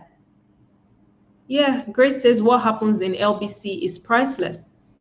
And the cash we pay and the outcome doesn't make sense. Yeah, I get that all the time, and I'm okay, because God is. I've learned something called sovereign wealth. The beauty of transformed lives is even such powerful. It's such a powerful reward. It's such a powerful reward, and it's my joy for someone to go through LBC and be like, look, I need to bring 10 people. I'm just going to pay for 10 people because I feel like I cheated the system. But it's good. It's good. I'm here for. Look at that too. I didn't even know that Grace has written that. Grace was like, I feel like we're cheating, coach. Yeah, 100%. But you're not cheating me. Believe me. Believe me. Believe me. Alice says the value was more than the price. Yeah.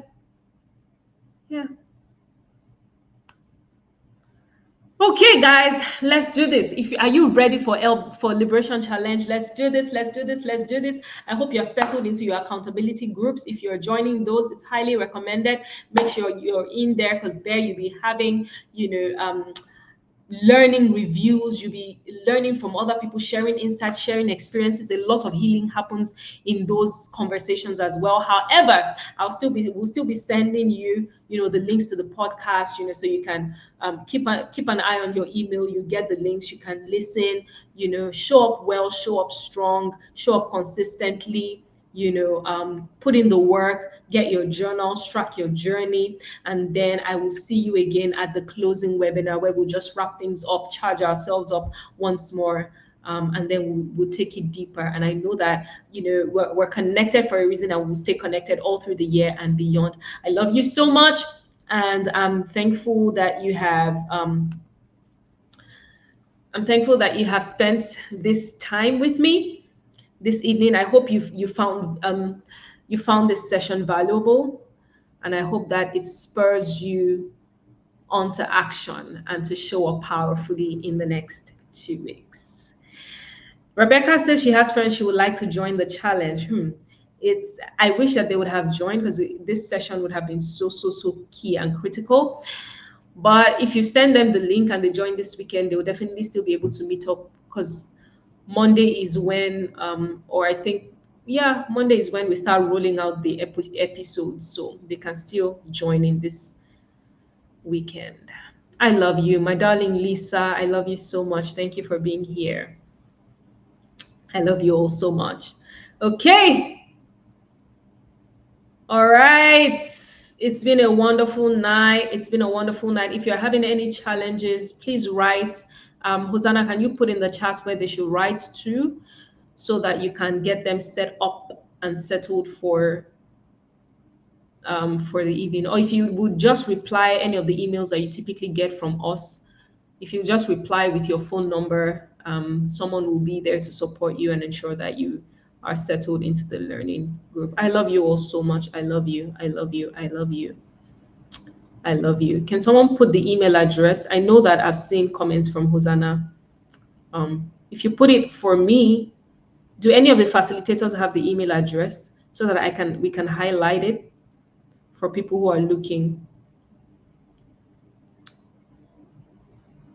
I believe it's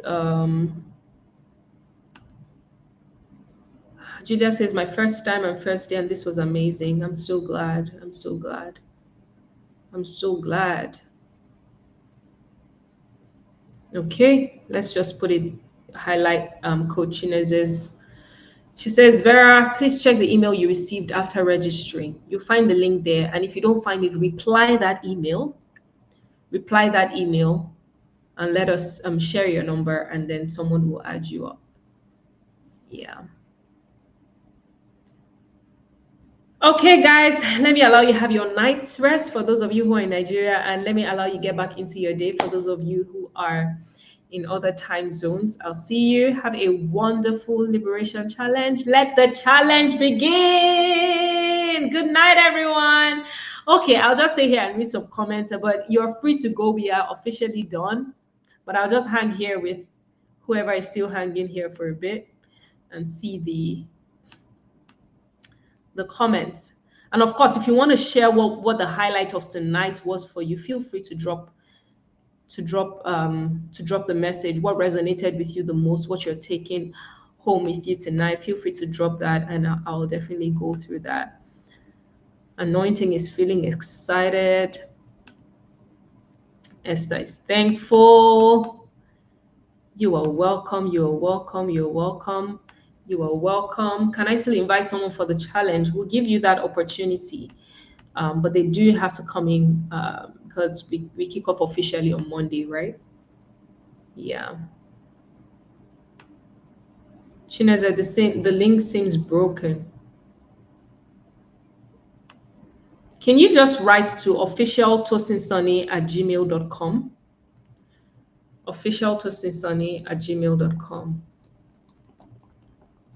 Can someone type it out for me as well?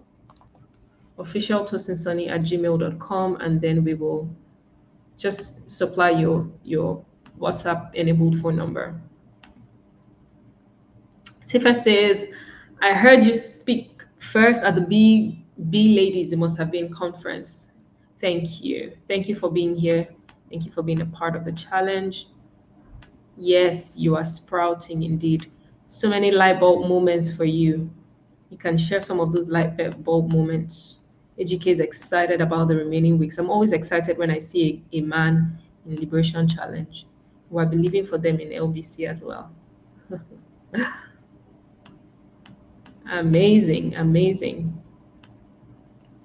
Yes, in all you're getting, buy wisdom actually, and do not sell it. That's what the Bible says. Yep, yep, yep. Ah, yes. Are you going to be at the Bloom conference? Yes, I'll be speaking at the Bloom conference on Saturday, next week, Saturday. So see you there. Make sure you come for a hug and don't just run away after the event. Good night, good night, good night, good night, good night. Yes, you will have access to this session. We will send you the link to the replay. You will definitely have it. I'm glad you found it enlightening. Leah says, what you shared tonight feels like my entire life. I am unbecoming.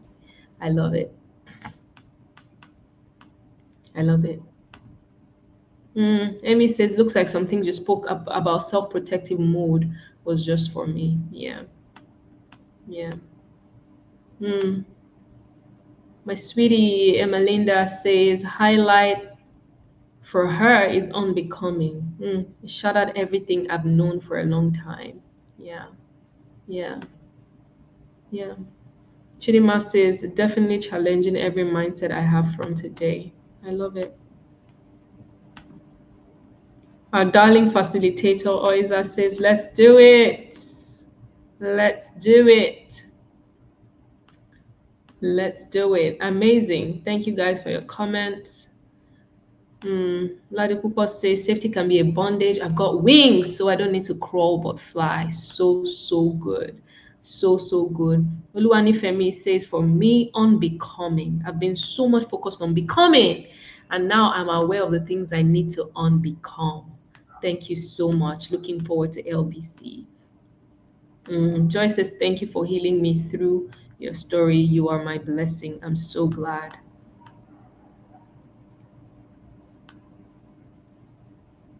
Um, Amazing.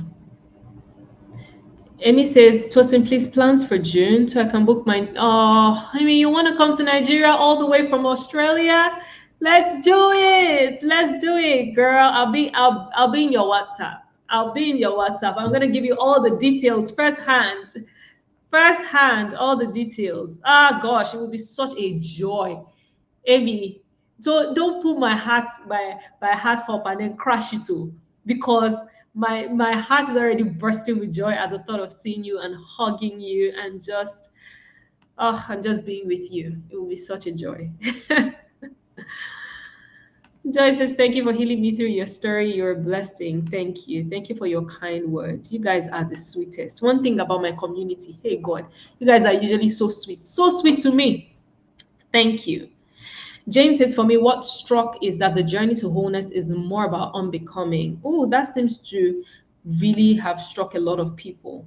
Major takeaway from Harriet as well. The journey to wholeness is more about unbecoming than it is about becoming. This is recurring and I love it. Rebecca says, she says, I'm so beautiful. Thank you.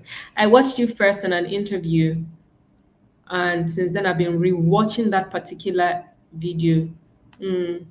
Yeah, I feel like it's a resource one needs to go back to again and again. Yeah. Naya is shutting out all the negative voices in her head, and that's her highlight.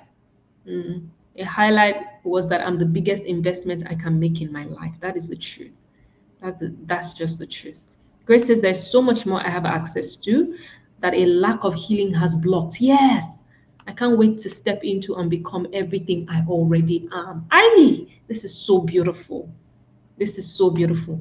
Tife says, I studied human development and psychology, but this session was on another level, especially the genetically passed down trauma. Yes, so good. Grace has sent me details too. I've been scared of Nigeria. Why are you even scared of Nigeria when I'm here? I got you, girl. I'll send you deets. I got you. I can't wait to see everybody. Amy says, June on my mind. Thank you, everyone. You are amazing. All passengers are not equal. Oh, I choose to fly first class on the flight of life. All right. Blessing says, thank you so much. I'm so glad I have joined. Okay. I've gone through all the comments that I have here. Thank you for being such a wonderful audience. I love you. And I'll see you again soon. Have a wonderful night. Bye for now.